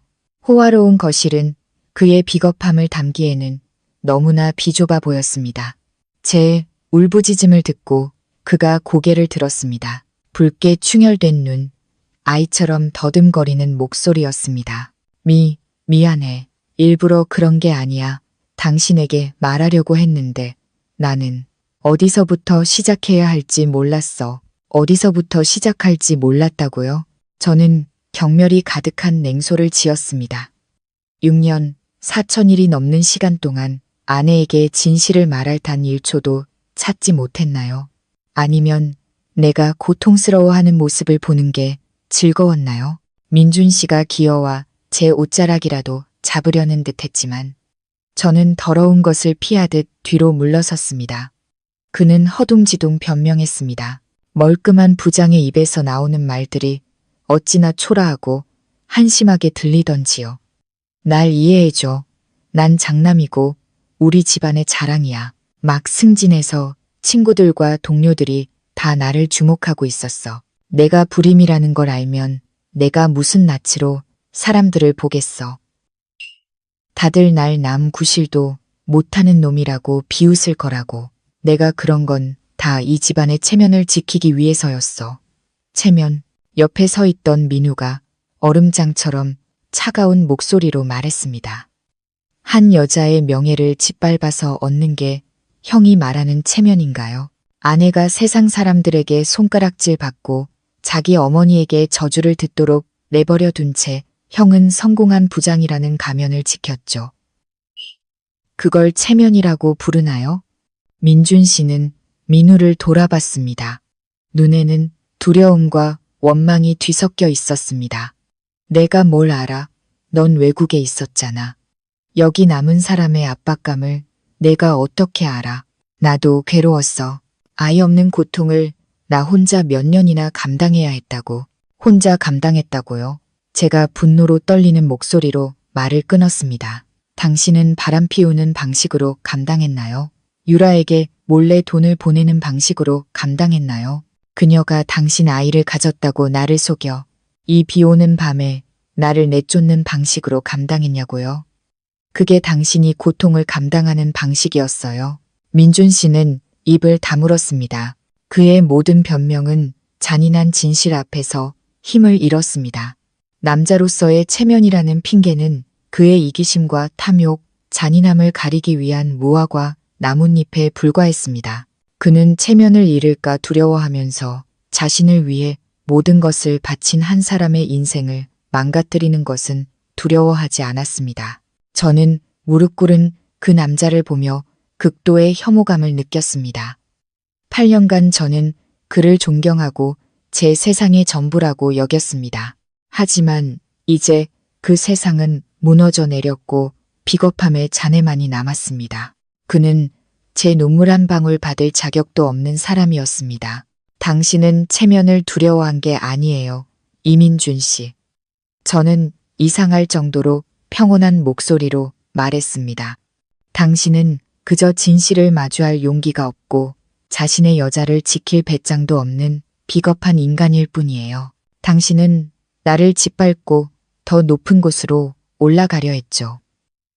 하지만 당신이 거짓 위에 세운 그 기반이 오늘처럼 무너져 내릴 줄은 몰랐을 겁니다. 그때 최 여사가 몸을 일으켰습니다. 그녀는 아들과 저를 번갈아 보았습니다. 하지만 그녀가 입을 열기도 전에 민우가 서류 가방에서 또 다른 서류 뭉치를 꺼냈습니다. 불임 문제는 시작에 불과해요, 형수님. 더 끔찍한 진실은 여기에 있습니다. 민우는 민준 씨를 꿰뚫어 보며 말했습니다. 제가 존경하는 우리 형이 형수님의 돈으로 어떻게 자신의 행복을 가꿨는지 보여드리죠. 민우는 책상 위에 사진 몇 장과 상세한 지출 내역서를 펼쳤습니다. 사진 속에는 민준 씨가 명품 옷을 입은 젊은 여자와 다정하게 팔짱을 끼고 있었습니다. 바로 유라. 예전에 민준 씨가 무일푼일 때 그를 버렸던 첫사랑이었습니다. 유라는 형이 부장으로 승진했다는 소식을 듣자마자 형을 다시 찾아왔습니다. 민우는 차분하지만 힘있는 목소리로 설명했습니다. 형은 그녀에게 강남의 고급 오피스텔을 얻어줬습니다.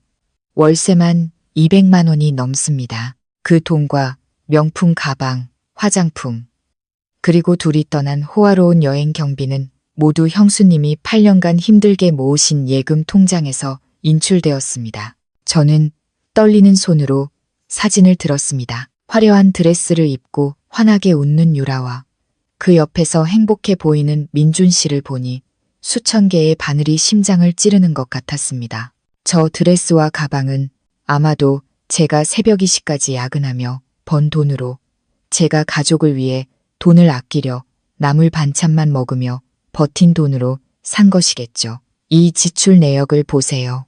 민우가 붉은색으로 표시된 한 줄을 가리켰습니다.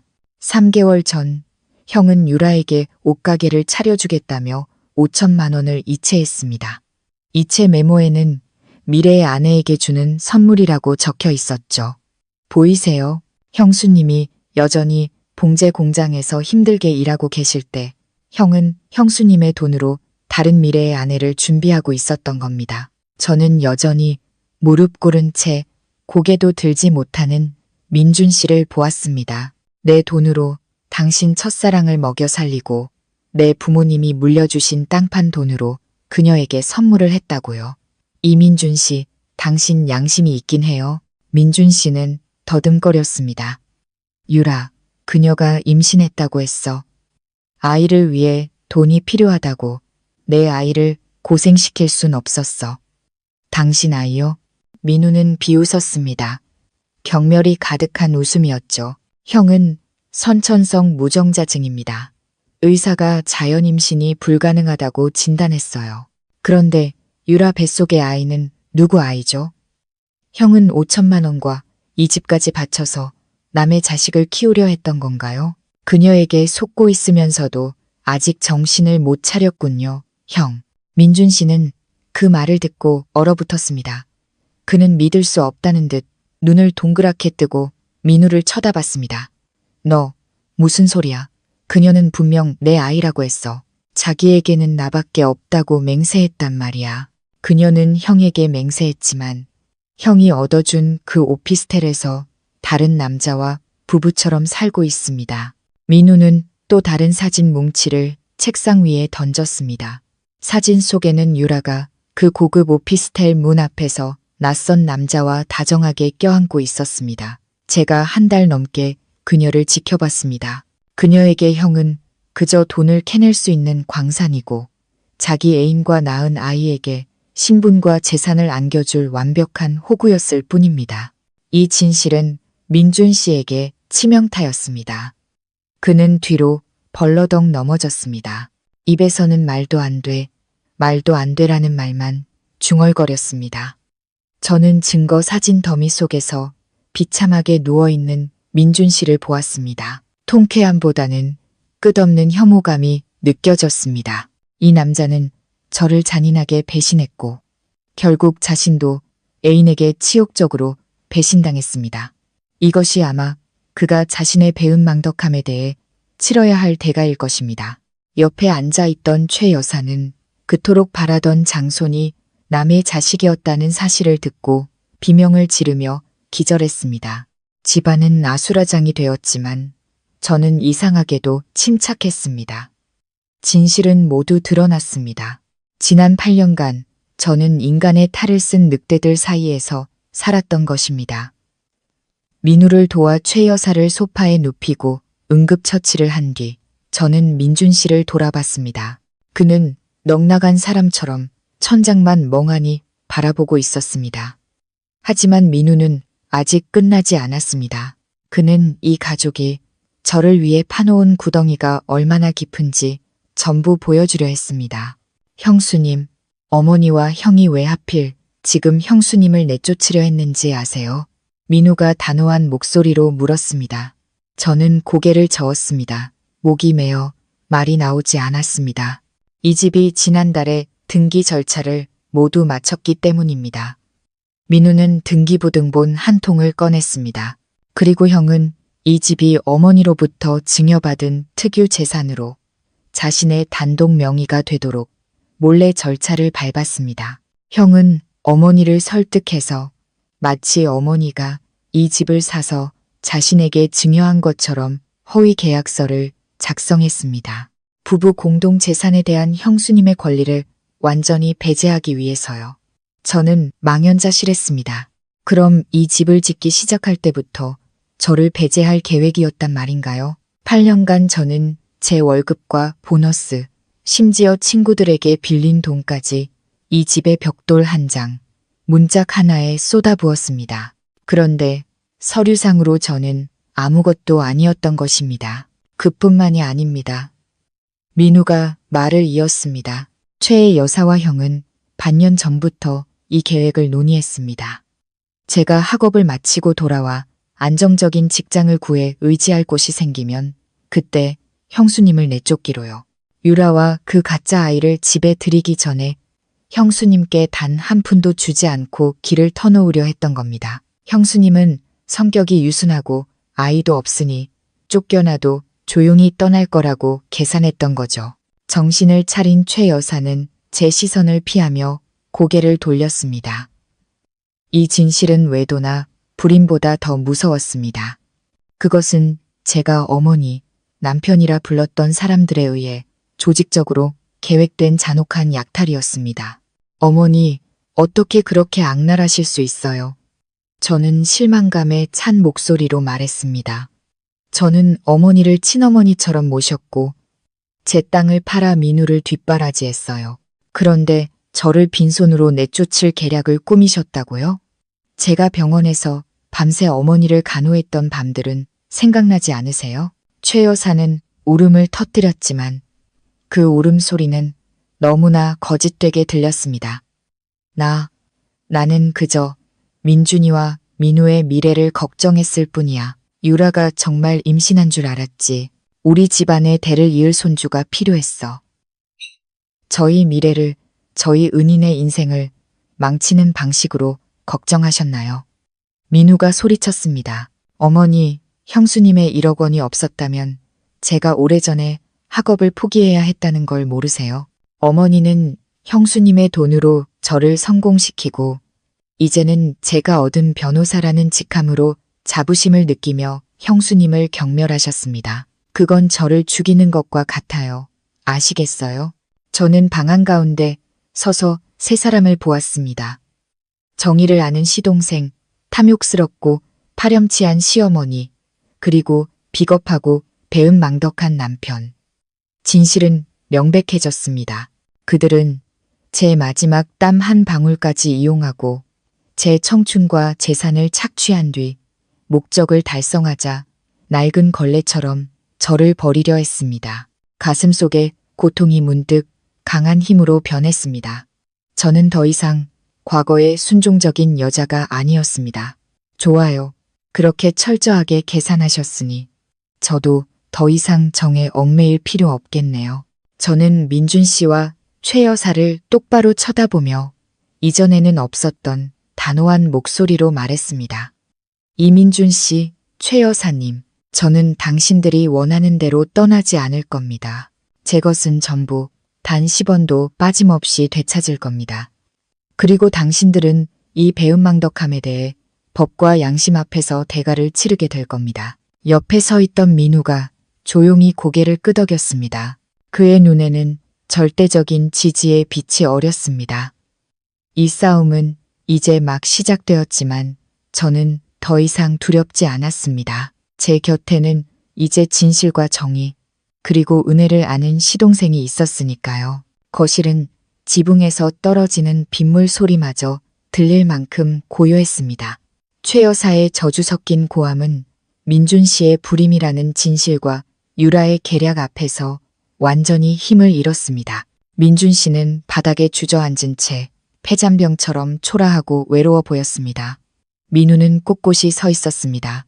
판결을 앞둔 판사처럼 눈빛은 단호했죠. 그는 어머니나 형이 아닌 허공을 응시했습니다.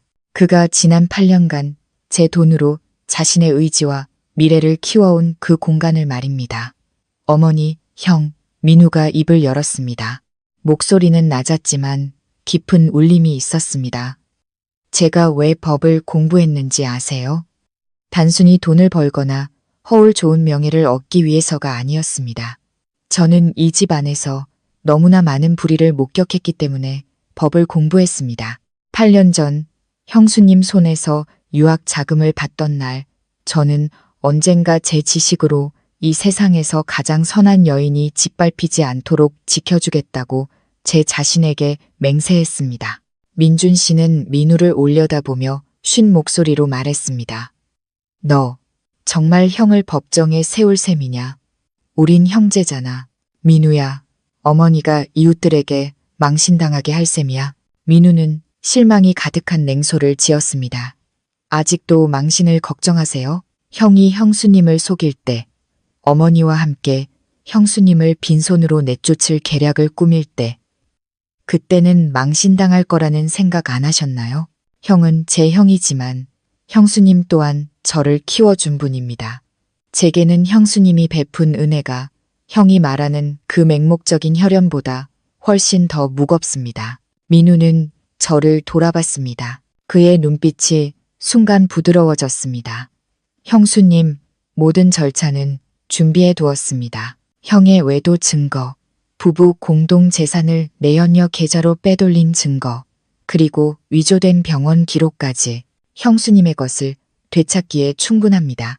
형이 자발적으로 돈을 돌려주고 재산을 분할하지 않으면 제가 직접 형수님의 변호인이 되어 이 소송을 진행하겠습니다. 제가 가진 증거들로 형은 돈뿐만 아니라 지금의 직위와 명예까지 모두 잃게 될 겁니다. 저는 민우를 보며 벅찬 감동을 느꼈습니다. 제가 묵묵히 일하고 묵묵히 견디는 동안 저를 조용히 이해하고 지켜준 사람이 있었던 것입니다. 제가 오래전에 심었던 선의의 씨앗이 제 인생이 가장 어두울 때 꽃을 피운 것입니다. 최 여사가 몸을 일으켰습니다. 그녀는 또다시 낡은 수법을 쓰기 시작했습니다. 울며 불며 애원하는 것이었죠. 민우야, 그러지 마라. 집안일은 우리끼리 해결해야지. 내 형수 착하잖아. 설마 제 형이 감옥 가거나 직장을 잃는 걸 원하겠어? 안 그러니 은희야, 한마디만 해줘. 지난 8년간 내가 좀 엄했던 건 다 너희를 위해서였어. 너희 집에 빨리 손주가 생겨서 화목해지길 바랐을 뿐이야. 그 말을 들으니 구역질이 났습니다.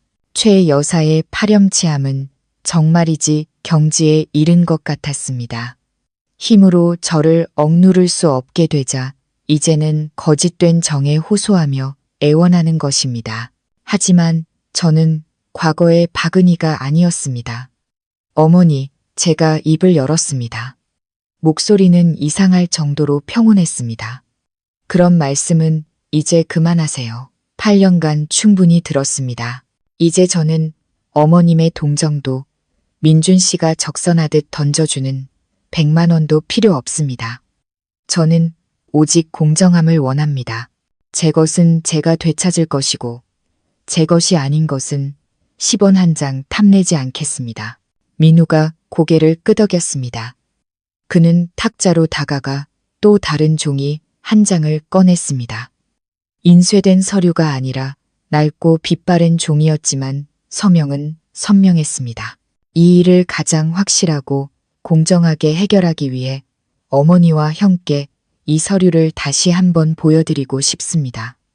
방안은 다시 한번 숨막히는 정적에 휩싸였습니다.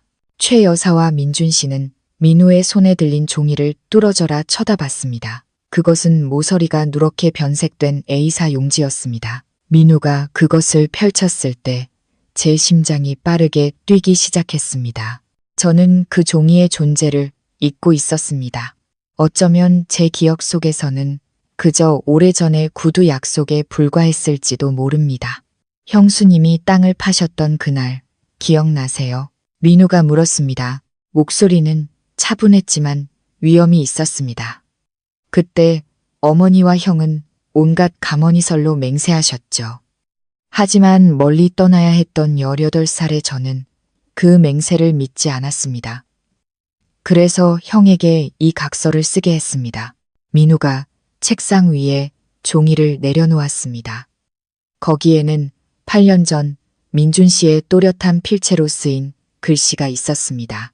본인 이민주는 아내 박은희로부터 그녀의 상속 재산인 토지, 매각 대금, 일금 1억 원 100, 00원을 동생 이민우의 유학자금 명목으로 수령하였음을 확인합니다. 본인은 이 금액이 저와 최 씨 집안이 박은희에게 진 채무임을 약속합니다.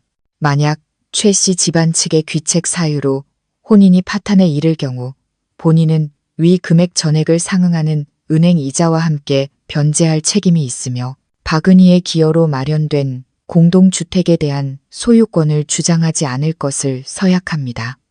각서 아래에는 민준 씨의 서명과 지장 그리고 최 여사의 증인 서명이 찍혀 있었습니다. 민준 씨는 그 종이를 보고 얼굴이 새하얗게 질렸습니다. 그는 더듬거렸습니다. 이걸 아직도 가지고 있었어? 난 내가 버린 줄 알았는데 제가 형수님처럼 순진할 거라고 생각하셨나요? 민우가 비웃었습니다. 저는 그때부터 이미 형과 어머니의 눈에서 탐욕을 읽었습니다.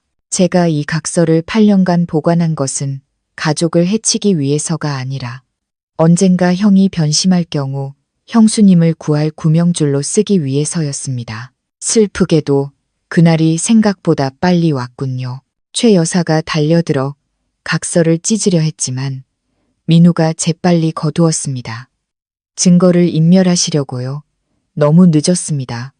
어머니, 저는 이미 사본을 공증받아 친구 변호사 사무실에 맡겨두었습니다. 이 각서는 완벽한 법적 효력을 가집니다. 이것만 있으면 형수님은 이 집이나 1억 원에 대해 더 이상 다툴 필요도 없습니다.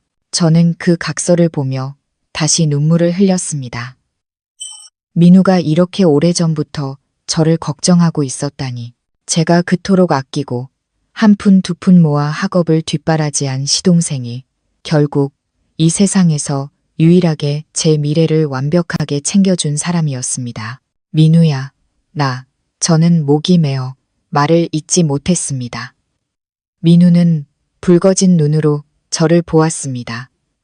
형수님, 죄송해요. 더 빨리 돌아왔어야 했는데 형수님이 8년 동안이나 이 고통을 겪게 해서는 안 됐는데. 하지만 이제부터는 누구도 형수님을 내쫓을 수 없습니다. 오히려 이 약속을 지키지 않으면 어디서 살아야 할지 걱정해야 할 사람들은 형과 어머니입니다. 민준 씨는 의자에 주저앉아 두 손으로 머리를 감쌌습니다.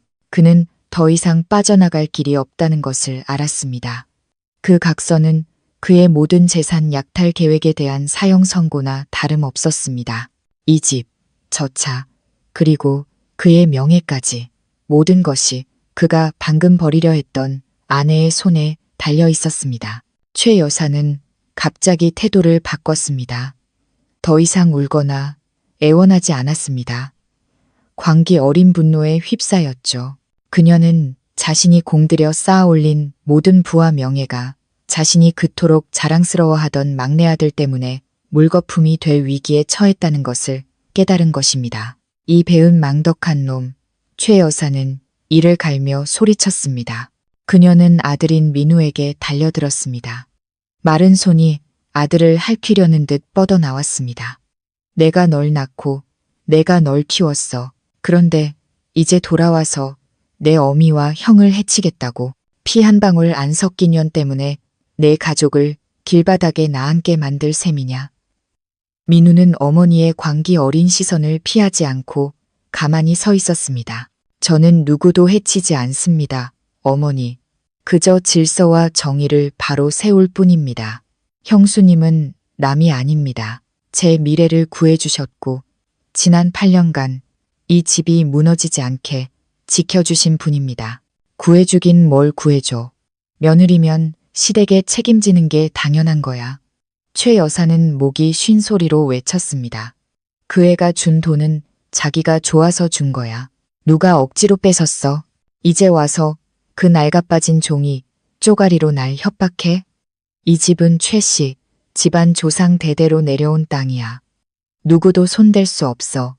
이민우, 이 불효자식, 온 동네방네 내가 남을 도와 가족을 해치는 파렴치한 변호사라고 소문내고 다닐 테다.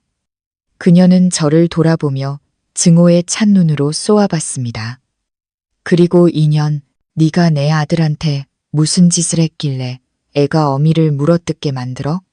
내 편이 생겼다고 이 집 재산을 뺏을 수 있을 것 같아? 꿈깨. 내가 죽는 한이 있어도 너한테는 한 푼도 못 줘. 최 여사는 물건을 부수기 시작했습니다. 그녀는 선반 위의 화병과 장식품들을 바닥에 내던졌습니다. 도자기가 깨지는 소리는 이 집안의 거짓된 품위가 산산조각 나는 소리 같았습니다. 민준 씨는 그런 어머니를 말리지도 못하고 넋 나간 사람처럼 앉아만 있었습니다. 저는 분노에 미쳐 날뛰는 최 여사를 보며 안쓰러우면서도 혐오스러웠습니다. 이 여인은 평생을 계산하고 탐욕을 부리며 살았습니다. 그리고 결국 그녀가 얻은 것은 유일하게 양심을 가졌던 아들의 경멸뿐이었습니다. 어머니, 그만하세요. 민우의 고함 소리에 최 여사가 순간 멈칫했습니다. 어머니가 이럴수록 제 결정이 옳았다는 확신만 듭니다. 형이 왜 저렇게 비겁하고 배은망덕한 사람이 되었는지 아세요? 바로 어머니의 잘못된 교육과 끝없는 탐욕 때문입니다. 어머니는 형에게 빼앗고 이용하는 법만 가르쳤지 사람이 되는 법은 가르치지 않으셨습니다. 민우는 민준 씨를 돌아봤습니다. 형, 어머니를 봐. 형도 저렇게 미쳐서 외롭게 인생을 마감하고 싶어? 마지막 기회를 주겠어. 내일 공증 사무실로 가. 이 집의 절반 가치를 형수님 명의로 이전하고 1억 원 채무와 8년간의 이자를 모두 변제해. 그렇지 않으면 나는 즉시 법원에 소장을 제출할 거야. 최 여사는 1억 원과 집의 절반이라는 말에 더욱 이성을 잃었습니다. 그녀는 바닥에 주저앉아 조상님을 찾으며 울부짖다가 다시 저를 향해 온갖 험한 욕설을 퍼부었습니다. 하지만 이상하게도 더는 마음이 아프지 않았습니다. 그 저주들은 이제 귓가를 스치는 바람 소리 같았습니다. 저는 민우의 눈을 보았습니다. 그곳에는 무엇으로도 흔들 수 없는 굳건한 결의가 있었습니다. 밖의 비는 완전히 그쳤습니다. 축축하지만 상쾌한 공기가 느껴졌습니다. 저는 오늘 밤이 제가 두려움과 억울함 속에서 보내는 마지막 밤이 될 것임을 알았습니다. 내일의 새벽은 제가 이 배은망덕한 자들 앞에서 더 이상 무릎 꿇지 않아도 되는 새로운 인생을 가져다 줄 것입니다. 그날 밤 최 씨 집안은 숨 막히는 침묵에 잠겼습니다. 한바탕 난리를 피운 최 여사는 지쳐 소파에 쓰러져 누워 여전히 원망 섞인 말을 중얼거리고 있었습니다. 민준 씨는 방에 들어가 문을 걸어 잠갔습니다. 무슨 생각을 하는지 아니면 진실로부터 도망치고 있는지 알 수 없었습니다. 민우는 저를 데리고 밖으로 나갔습니다. 시원한 밤바람이 불어와 답답했던 마음을 조금 씻어주었습니다. 민우는 흩어지는 구름 사이로 반짝이는 별들을 보며 말했습니다. 형수님, 저 원망하세요? 민우의 갑작스러운 질문에 저는 놀라 그를 쳐다봤습니다. 원망이라니? 왜 내가 널 원망해? 넌 나를 구해줬고 내 억울함을 풀어줬잖아. 민우는 한숨을 쉬었습니다. 그의 눈에 슬픔이 어렸습니다. 저는 어머니께 상처를 드렸고 형을 형수님 앞에서 망신시켰습니다. 사람들은 저를 불효자, 배신자라고 욕하겠죠. 저도 마음이 아픕니다. 하지만 제가 그들 편에 선다는 것은 제 손으로 제 양심을 죽이는 것과 같습니다. 형수님의 희생으로 얻은 제 인생을 썩어빠진 영혼으로 살 수는 없습니다. 저는 민우의 어깨에 손을 얹었습니다. 그의 미세한 떨림이 느껴졌습니다. 민우야, 넌 불효자가 아니야. 넌 어머니와 형이 자신들의 잘못을 깨닫도록 돕고 있는 거야. 만약 네가 그들의 악행을 덮어줬다면 그게 정말 그들을 해치는 거였을 거야. 이 결정을 내리기까지 얼마나 힘들었을지 알아. 네가 베푼 이 은혜 평생 잊지 못할 거야. 민우가 저를 돌아봤습니다. 그의 눈에 굳은 결의가 빛났습니다. 그렇게 말씀하지 마세요. 제가 오늘 한 일은 형수님이 지난 8년간 저를 위해 희생하신 것에 비하면 아무것도 아닙니다. 저는 형수님이 이 세상 모든 사람이 형이나 어머니처럼 배은망덕하지 않다는 걸 아셨으면 좋겠습니다. 제게는 아직 정의가 있습니다. 형수님은 너무 오랫동안 남을 위해 사셨어요. 이제부터는 형수님 자신을 위해 사세요. 민우의 말은 제 마음의 상처를 치유하는 약 같았습니다. 8년간 저는 제가 누구인지 저에게도 행복할 권리, 존중받을 권리가 있다는 것을 잊고 살았습니다. 저는 의무와 책임이라는 세 장 속에 스스로를 가두고 저 역시 감정을 가진 인간이라는 사실을 잊었습니다. 민우야, 제가 조심스럽게 물었습니다. 이 일이 끝나면 넌 어떻게 할 거야? 어머니와 형이 널 쉽게 용서하지 않을 텐데. 민우는 슬프지만 평온한 미소를 지었습니다. 서울의 작은 오피스텔을 구해뒀습니다. 내일 형수님 일을 마치면 그곳으로 이사할 생각입니다. 더 이상 이 집에 의지하지 않고 제 힘으로 제 커리어를 시작할 겁니다. 어머니와 형에 관해서는 시간이 해결해 주겠죠. 그들이 진심으로 뉘우친다면 저는 여전히 그들의 아들이고 동생일 겁니다. 하지만 그 마음을 고치지 못한다면 우리의 인연은 여기까지일지도 모릅니다. 저는 민우를 보며 그가 정말 어른이 되었다고 느꼈습니다. 그는 행동뿐만 아니라 생각도 깊었습니다. 혈연은 소중하지만 인간을 인간답게 만드는 것은 양심과 정의라는 것을 그는 알고 있었습니다. 다음 날 아침 해가 떴습니다. 눈부신 아침 햇살이 밤새 내린 빗물 웅덩이를 비추며 반짝였습니다. 저는 마지막 남은 제 짐들을 가방에 챙겼습니다. 방을 나섰을 때 민준 씨가 이미 그곳에 서 있었습니다. 그의 얼굴은 옅했고 눈 밑은 검었습니다. 은희 씨, 갑시다. 민준 씨의 목소리에는 생기가 전혀 없었습니다. 민우는 차에서 기다리고 있었고 최 여사는 나오지 않았습니다. 굳게 닫힌 방문 너머로 희미한 울음소리만 들려왔습니다. 저는 제가 전부라고 여겼던 그 집을 단 한 번도 돌아보지 않고 걸어 나왔습니다. 제 앞에는 새로운 길이 펼쳐져 있었습니다. 어려움이 있을지도 모르지만 그 길은 분명 자유와 진실의 길일 것입니다. 저는 더 이상 아이 못 낳는다고 손가락질 받는 여자가 아니라 제 삶의 존엄과 주권을 되찾은 여자였습니다. 택시는 8년간 저와 함께했던 작은 골목을 빠져나왔습니다. 창밖으로 문에 기댄 채 서 있는 최 여사의 모습이 보였습니다. 며느리를 배웅하는 것이 아니라 자신의 소나귀에서 빠져나가는 재산을 증오의 찬눈으로 쳐다보고 있었습니다. 민준 씨는 조수석에 앉아 시체처럼 침묵했습니다. 가끔 백미러로 저를 훔쳐봤지만 시선이 마주칠 때마다 황급히 고개를 돌렸습니다. 저기 은희 씨, 차가 큰 길로 나서자 민준 씨가 입을 열었습니다. 목소리는 작았고 애원이 가득했습니다. 우리 꼭 이렇게까지 해야 할까요? 그래도 우리 8년을 함께 살았잖아요. 민우는 가족이니까 설마 형을 막다른 길로 몰지는 않겠죠? 당신이 민우한테 한마디만 해줘요. 그 돈은 내가 천천히 갚을게. 그리고 그 집은 내가 유라와 아이에게 주기로 약속했단 말이야. 곧 태어날 아이가 머물 곳도 없게 만들 셈이에요. 그 말을 듣는 순간 온몸에 피가 끓어오르는 것 같았습니다. 이 남자의 파렴치함은 끝이 없었습니다. 불임이라는 진실이 밝혀지고 내연녀의 거짓말이 드러난 이 순간에도 그는 자기 핏줄도 아닌 아이를 들먹이며 저와 흥정하려 했습니다.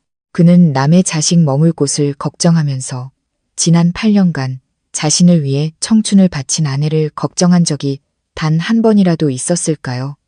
차 세워요. 저는 핸드백을 쥔 손이 하얗게 질리도록 힘주며 말했습니다. 택시 기사님이 놀라 차를 갓길에 세웠습니다. 옆에 있던 민우가 말리려 했지만 제가 더 빨랐습니다. 저는 차 문을 열고 내렸습니다. 민준 씨도 당황하며 따라 내렸습니다. 아마 제가 마음이 약해졌다고 생각했겠죠. 그는 서둘러 제게 다가왔습니다. 마음 바꾼 거지, 은희 씨? 당신은 원래 세상에서 제일 착한 사람이잖아. 짝, 건조한 마찰음이 이른 아침의 거리 한복판에 울려 퍼졌습니다. 저는 8년간의 분노와 굴욕, 노예 같았던 삶의 모든 힘을 그 뺨에 실었습니다. 손바닥이 얼얼했고 민준 씨의 얼굴은 옆으로 돌아가 있었습니다. 그의 통통한 뺨에 붉은 손자국이 선명하게 남았습니다. 민준 씨는 멍하니 뺨을 감쌌습니다. 그는 저를 마치 처음 보는 생물처럼 쳐다봤습니다. 저는 그의 눈을 똑바로 보며 강하고 차가운 목소리로 말했습니다. 이 뺨은 당신과 나 사이의 모든 빚을 청산하기 위한 거예요. 당신의 이기심 때문에 내가 8년간 마셔야 했던 그 쓴 약들에 대한 대가예요. 당신 어머니의 모욕 앞에서 내 결백을 되찾기 위한 거예요. 그리고 가장 중요한 건 당신 같은 비겁한 인간을 사랑했던 내 어리석음을 향한 따귀예요. 저는 깊은 숨을 내쉬었습니다. 가슴이 이상할 정도로 후련했습니다. 똑똑히 들어요. 이민준 씨, 이 순간부터 나는 당신 아내가 아니고 당신 집안의 돈 버는 기계도 아니에요. 그 아이가 살 곳이 있든 없든 유라라는 여자가 행복하든 말든 그건 당신 사정이에요. 내 집과 내 돈은 10원 한 푼도 빠짐없이 되찾을 겁니다. 다시는 8년의 정 따위를 들먹이지 마세요. 나에게 그 8년은 내 인생에서 가장 지워버리고 싶은 흉터일 뿐이니까. 말을 마친 저는 그가 한마디도 더 할 수 없도록 등을 돌려 차에 올랐습니다. 민우는 놀라움과 동시에 경탄이 섞인 눈으로 저를 보았습니다. 그는 제 손을 잡았습니다. 크고 따뜻한 손이었습니다. 잘하셨어요. 형수님, 단 1초도 더 참으실 필요 없어요. 민준 씨는 매 맞은 개처럼 조용히 차에 올라탔습니다. 택시는 다시 공증 사무실을 향해 달렸습니다. 저는 창밖을 보았습니다. 나뭇가지 위로 햇살이 눈부시게 쏟아지고 있었습니다. 그 따귀는 민준 씨의 뺨뿐만 아니라 제 영혼을 묶고 있던 마지막 족쇄를 부숴버렸습니다. 저는 자유를 느꼈습니다. 8년의 청춘과 1억 원의 상속 재산으로 산 값비싼 자유였습니다. 공증 사무실에서 절차를 밟는 동안 민우는 오래된 각서뿐만 아니라 민준 씨의 오만을 완전히 꺾어버릴 계획을 실행에 옮겼습니다. 그는 민준 씨처럼 체면을 목숨보다 중시하는 사람에게는 부장이라는 직함을 잃는 것이 돈을 잃는 것보다 더 고통스러울 것이라는 점을 잘 알고 있었습니다. 민준 씨가 떨리는 손으로 채무 확인서에 서명하고 있을 때 그의 휴대폰이 미친 듯이 울렸습니다. 민준 씨는 액정을 보고 얼굴이 잿빛으로 변했습니다. 회사 대표이사의 전화였습니다. 여보세요. 네, 대표님. 민준 씨의 목소리는 더듬거렸습니다. 수화기 너머로 대표의 고함 소리가 똑똑히 들려왔습니다. 이 부장, 오늘 아침 인사팀으로 접수된 투서에 대해 어떻게 설명할 건가? 동부 신도시 프로젝트 입찰 비리에 회사 법인카드로 내연녀 개인 쇼핑 비용까지 결제해. 이게 회사 이미지에 얼마나 큰 타격을 주는지 알아? 민준 씨는 공증인 책상 앞에서 그대로 주저앉았습니다. 대표님, 제발 제 설명 좀. 오해입니다. 오해는 무슨? 은행 거래 내역, 자네와 내연녀가 쇼핑하는 사진, 심지어 전임 경리팀 직원의 진술서까지 다 첨부되어 있어. 자네를 오늘부로 즉시 직위 해제하겠네. 오후에 회사로 와서 업무 인계하고 감사팀 조사에 대비하게. 사안이 중대하면 경찰에 수사 의뢰할 수밖에 없어. 민준 씨는 휴대폰을 바닥에 떨어뜨렸습니다. 그가 늘 저를 위협하고 최 여사를 기쁘게 하고 유라에게 헌상하던 그 부장이라는 직함이 이제는 연기처럼 사라져 버렸습니다. 저는 그를 보며 일말의 동정심도 느끼지 않았습니다. 그 증거들이 어디서 왔는지 저는 알고 있었습니다. 민우는 철저하게 준비했습니다. 그는 제 돈을 되찾아줄 뿐만 아니라 형의 거짓된 성공의 껍데기를 벗겨내려 한 것입니다. 민우는 여유롭게 휴대폰을 주머니에 넣으며 차가운 눈으로 민준 씨를 보았습니다. 놀랐죠, 형. 형이 형수님 돈으로 내연녀를 먹여 살릴 때 더 빨리 부자가 되고 싶은 욕심에 회사 자금에도 손을 댔더군요. 아무도 모를 줄 알았나요? 전 법을 공부했고 회계사 친구들도 많습니다. 형이 한 짓은 언젠가 드러날 수밖에 없었어요. 민준 씨는 울부짖으며 민우에게 달려들려 했습니다. 네가 내 동생이야. 악마야. 형을 아주 죽이려고 작정했구나. 어머니가 이 사실을 아시면 충격으로 돌아가실 거야.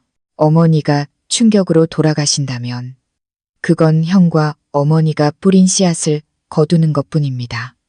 민우가 제 앞을 막아서며 말했습니다. 형수님은 8년을 참으셨습니다. 이제는 형이 세상 사람들에게 손가락질 받는 기분을 느껴볼 차례입니다. 남은 서류에나 서명하시죠. 그리고 돌아가서 당신의 아름다운 유라 씨도 상대해야 할 테니까요. 듣자 하니 형이 직위 해제되고 빈털터리가 된 걸 알면 그녀가 아주 기뻐할 거라던데요. 민준 씨는 펜을 들었습니다. 그는 눈물을 흘리며 채무 변제 및 재산 이전 각서에 서명했습니다. 그의 글씨는 무너져 내리는 그의 인생처럼 비틀거리고 떨렸습니다. 저는 거짓과 착취 위에 세워진 가짜 왕조가 무너지는 것을 지켜보았습니다. 배신과 탐욕의 대가는 언제나 혹독합니다. 민준 씨는 자신을 위해 모든 것을 바친 아내와 재능 있는 동생, 그리고 창창한 미래를 거짓된 여자 하나와 맞바꿨습니다. 이제 연극의 막이 내리자 그는 명예와 경력의 잿더미 위에 홀로 남겨진 빈털터리 죄인이 되었습니다. 저는 안도의 한숨을 쉬었습니다. 정의는 더디게 올지라도 반드시 온다는 것을 깨달았습니다. 공증 사무실의 분위기는 직원들마저 힐끔거릴 정도로 긴장감이 넘쳤습니다. 민준 씨가 오래된 각서에 따라 주택 소유권을 제게 이전하는 절차를 밟고 있을 때 갑자기 사무실 문이 거칠게 열렸습니다. 최 여사가 태풍처럼 뛰어 들어왔습니다. 머리는 헝클어져 있었고 얼굴은 분노로 시뻘겋게 달아올라 있었습니다. 그녀 뒤에는 압박용으로 끌고 온 듯한 먼 친척 2명이 서 있었습니다. 안 돼. 민준아, 서명하면 안 돼. 아무데도 서명하지 마. 최 여사는 공증인 책상 위의 서류를 낚아채려 했습니다. 공증인이 엄한 목소리로 말했습니다. 어머님, 여기는 국가기관입니다. 정숙해 주십시오. 이민준 씨는 완전히 자발적으로 법적 행위를 할 수 있는 온전한 상태에서 이 거래를 진행하고 있습니다. 소란을 피우시면 경비원을 부를 수밖에 없습니다. 최 여사는 겁먹지 않았습니다. 그녀는 바닥에 주저앉아 특기인 곡소리를 시작했습니다. 아이고, 하늘이시여, 우리 며느리가 우리 아들한테 몹쓸 약이라도 먹였나 봅니다. 우리 아들을 홀려서 온 집안 재산을 다 빼앗으려 해요. 여기 계신 분들 양심이 있으면 이러시면 안 되죠. 어떻게 멀쩡한 남의 집 재산을 강도가 날로 먹게 내버려 두십니까? 민우가 어머니 앞을 막아섰습니다. 그의 얼굴에는 어떤 감정도 실려 있지 않았습니다. 어머니, 그만하세요. 어머니가 데려오신 저분들은 아무 도움이 안 됩니다. 모든 서류는 합법적이고 형은 지금 빚을 갚는 의무를 이행하고 있을 뿐입니다. 만약 아들이 협박당했다고 소송을 거시겠다면 제가 기꺼이 형수님을 대리해서 어머니와 법정에서 맞서겠습니다. 하지만 기억하세요. 법정에 서면 형의 병과 공금 횡령 사실이 온 세상에 알려질 겁니다.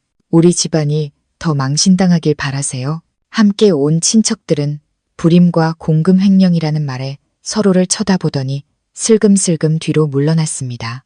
그들은 그저 최 여사의 거짓말에 속아 제가 집안을 차지하려는 나쁜 며느리인 줄 알고 따라왔을 뿐입니다. 끔찍한 진실을 듣고 나니 누구도 감히 편들 용기가 나지 않았습니다. 최 여사는 말을 멈췄습니다. 울음이 목구멍에 걸린 듯 했습니다. 그녀는 아들 민준 씨가 책상에 머리를 박고 어깨를 떨고 있는 것을 보고 나서야 문제의 심각성을 깨닫기 시작했습니다. 민준아, 네가 정말... 최 여사가 더듬거렸습니다. 민준 씨가 고개를 들었습니다. 붉게 충혈된 눈, 절망에 찬 목소리였습니다. 어머니, 제발 돌아가세요. 저를 더 망신시키지 마세요. 저 회사에서 잘렸어요. 곧 경찰 조사도 받을 거예요. 은희 씨한테 집이랑 돈 돌려주지 않으면 저 감옥 가야 해요. 이제 만족하세요. 어머니가 그토록 자랑스러워하던 우리 집안의 대가 이제 교도소에서 끊기게 생겼다고요. 최 여사는 그 말을 듣고 벼락이라도 맞은 듯 의자에 주저앉았습니다. 멍한 눈으로 허공을 응시했습니다. 평생을 계산하고 남을 무시하며 살아온 그 여인의 오만함은 이제 자신이 그토록 사랑한 아들의 죄악에 의해 산산조각 났습니다. 저는 그들의 마지막 연극을 조용히 지켜보았습니다. 통쾌함은 없었습니다. 그저 탐욕과 이기심에 이끌린 인간의 말로에 대한 서글픔만이 느껴졌습니다. 저는 펜을 들고 이전 계약서에 제 이름을 서명했습니다. 한 획, 한 획이 제 인생에서 최 씨 집안의 존재를 완전히 지워버리는 가로선 같았습니다. 완료되었습니다. 박은희 씨. 공증인이 붉은 직인이 찍힌 계약서 사본을 제게 건넸습니다. 저는 그 종이를 들었습니다. 천근만근처럼 무겁게 느껴졌지만 동시에 바람처럼 가볍기도 했습니다. 저는 민우를 돌아봤습니다. 그는 따뜻하고 믿음직한 미소를 지어 보였습니다. 우리는 공증 사무실을 나왔습니다. 뒤에서는 최 여사의 뒤늦은 울음소리와 민준 씨의 비참한 그림자가 남았습니다. 법적인 싸움은 끝났지만 그들의 양심과의 싸움은 아마 이제 막 시작되었을 것입니다. 공증 사무실을 나오자마자 민준 씨는 미친 사람처럼 유라에 대한 민우의 말을 믿지 않았습니다. 그는 적어도 자신에게는 사랑이라는 안식처와 기댈 수 있는 아이가 남아있을 것이라고 희망했습니다. 넋이 나간 최 여사의 만류에도 불구하고 민준 씨는 택시를 잡아타고 제 돈으로 내연녀에게 얻어준 고급 오피스텔로 향했습니다. 저와 민우도 조용히 뒤를 따랐습니다. 질투 때문이 아니라 남의 고통 위에 행복을 쌓으려 했던 자의 결말을 제 눈으로 직접 확인하고 싶었기 때문입니다. 오피스텔 문 앞에서 민준 씨는 초인종을 누를 새도 없이 비상키로 문을 열고 뛰어 들어갔습니다. 그리고 그곳에서 그는 벼락이라도 맞은 듯 얼어붙었습니다. 거실 한복판에서 유라가 낯선 남자의 무릎에 앉아 와인을 마시며 웃고 있었습니다. 집안의 짐들은 이미 이삿짐 상자에 포장되어 있었습니다. 그녀는 떠날 준비를 하고 있었던 것입니다. 유라, 너 지금 뭐 하는 거야? 민준 씨의 목소리는 고통으로 갈라져 나왔습니다. 유라는 놀라 와인 잔을 놓쳤지만 이내 평정을 되찾았습니다. 심지어 경멸하는 표정이었죠. 그녀는 일어나 비싼 실크 잠옷을 매만지며 팔짱을 꼈습니다. 어머, 민준 씨, 오늘은 연락도 없이 웬일이야? 뭐, 잘 됐네. 나도 마침 열쇠 돌려주려고 전화하려던 참이었거든. 이 자식은 누구야? 그리고 아이는? 내 뱃속의 아이는 누구 아이냐고. 민준 씨는 유라에게 달려들려 했지만 다른 남자가 일어나 그를 바닥으로 거칠게 밀쳐냈습니다. 무슨 아이? 당신 제정신이야. 유라는 비웃었습니다. 의사가 당신 불임이라며. 잊었어. 내가 임신했다고 한 건 당신이 그 늙은 마누라랑 빨리 이혼하고 나한테 돈이나 갖다 바치게 하려고 그런 거지. 그런데 듣자니 당신 회사에서 잘렸다며? 전처한테 집이랑 돈도 다 뺏기고 내가 불임인데다 빈털터리인 당신 곁에 남을 만큼 멍청해 보여? 민준 씨는 바닥에 누워 쓰라린 눈물을 흘렸습니다. 난 너한테 모든 걸 줬어. 내 아내를 배신하고 그녀의 돈을 훔쳐서 내 가게까지 차려줬는데 내가 어떻게 나한테 이럴 수 있어? 당신은 나한테 돈을 줬고 나는 당신한테 성공한 남자라는 기분을 느끼게 해줬잖아. 그럼 셈친 거지. 유라는 민준 씨가 사준 명품 가방을 어깨에 매며 말했습니다. 이제 그만 가봐. 이 집도 계약 끝났어. 나는 내 진짜 애인이랑 우리 진짜 아이랑 다른 도시로 가서 살 거야. 잘 가, 이 멍청아. 그녀는 남자와 함께 가방을 들고 문을 나섰습니다. 민준 씨는 단 한 번도 돌아보지 않았죠. 복도에서 저와 민우를 지나칠 때 그녀는 잠시 주춤했지만 이내 당당하게 걸어갔습니다. 저는 방 안을 들여다보았습니다. 민준 씨가 바닥에 엎드려 자신의 다리를 붙잡고 아이처럼 흐느끼고 있었습니다. 배신의 대가는 실로 혹독했습니다. 그는 아내와 동생, 직업을 잃었고 이제는 사랑과 아이에 대한 환상마저 잃었습니다. 민우가 안으로 들어가려 했지만 제가 막았습니다. 그냥 둬, 민우야. 저 사람을 저 고독 속에 내버려 두는 게 가장 큰 벌일 거야. 우리는 등을 돌렸습니다. 텅 빈 집에서 흘러나오는 민준 씨의 울음소리가 등 뒤로 아련하게 들려왔습니다. 지난 8년간 그는 자신과 어머니가 만든 연극 속에서 살았습니다. 그리고 결국 그 연극에 잡아먹히고 말았습니다. 저는 복도의 상쾌한 공기를 깊이 들이마셨습니다. 모든 분노가 사라지는 기분이었습니다. 이제 제 마음에는 평온함과 저를 기다리는 드넓은 미래만이 남아 있었습니다. 밖의 햇살은 여전히 눈부셨고 제 인생은 오늘부터가 진짜 시작이었습니다. 오늘 이야기는 우리에게 진정한 선의와 희생은 결코 헛되지 않는다는 교훈을 줍니다. 때로는 믿었던 사람에게 끔찍한 배신을 당할 수도 있지만 우리가 심은 선의의 씨앗은 예상치 못한 곳에서 자라나 결국 정이라는 열매로 돌아올 수 있다는 것을 보여줍니다. 또한 탐욕과 기만은 결국 자기 자신을 파멸로 이끄는 가장 무서운 독이라는 사실을 다시 한번 깨닫게 합니다. 주인공 은희 씨가 겪은 8년의 고통은 너무나 가슴 아프지만 그녀가 모든 것을 이겨내고 자신의 존엄과 삶을 되찾는 모습은 우리 모두에게 큰 용기와 희망을 줍니다. 여러분은 시동생 민우의 행동에 대해 어떻게 생각하시나요? 자신의 가족의 잘못을 세상에 드러내면서까지 형수님을 지킨 그의 선택이 옳았다고 보시나요? 가족의 허물을 덮어주는 것과 은혜를 갚고 정의를 세우는 것 사이에서 여러분이라면 어떤 선택을 하셨을지 궁금합니다. 여러분의 소중한 생각을 아래 댓글로 남겨주세요. 오늘 이야기가 마음에 드셨다면 좋아요를 눌러주시고 앞으로도 마음을 울리는 더 많은 이야기를 원하신다면 구독 버튼을 꼭 눌러주세요. 시청해주셔서 감사합니다.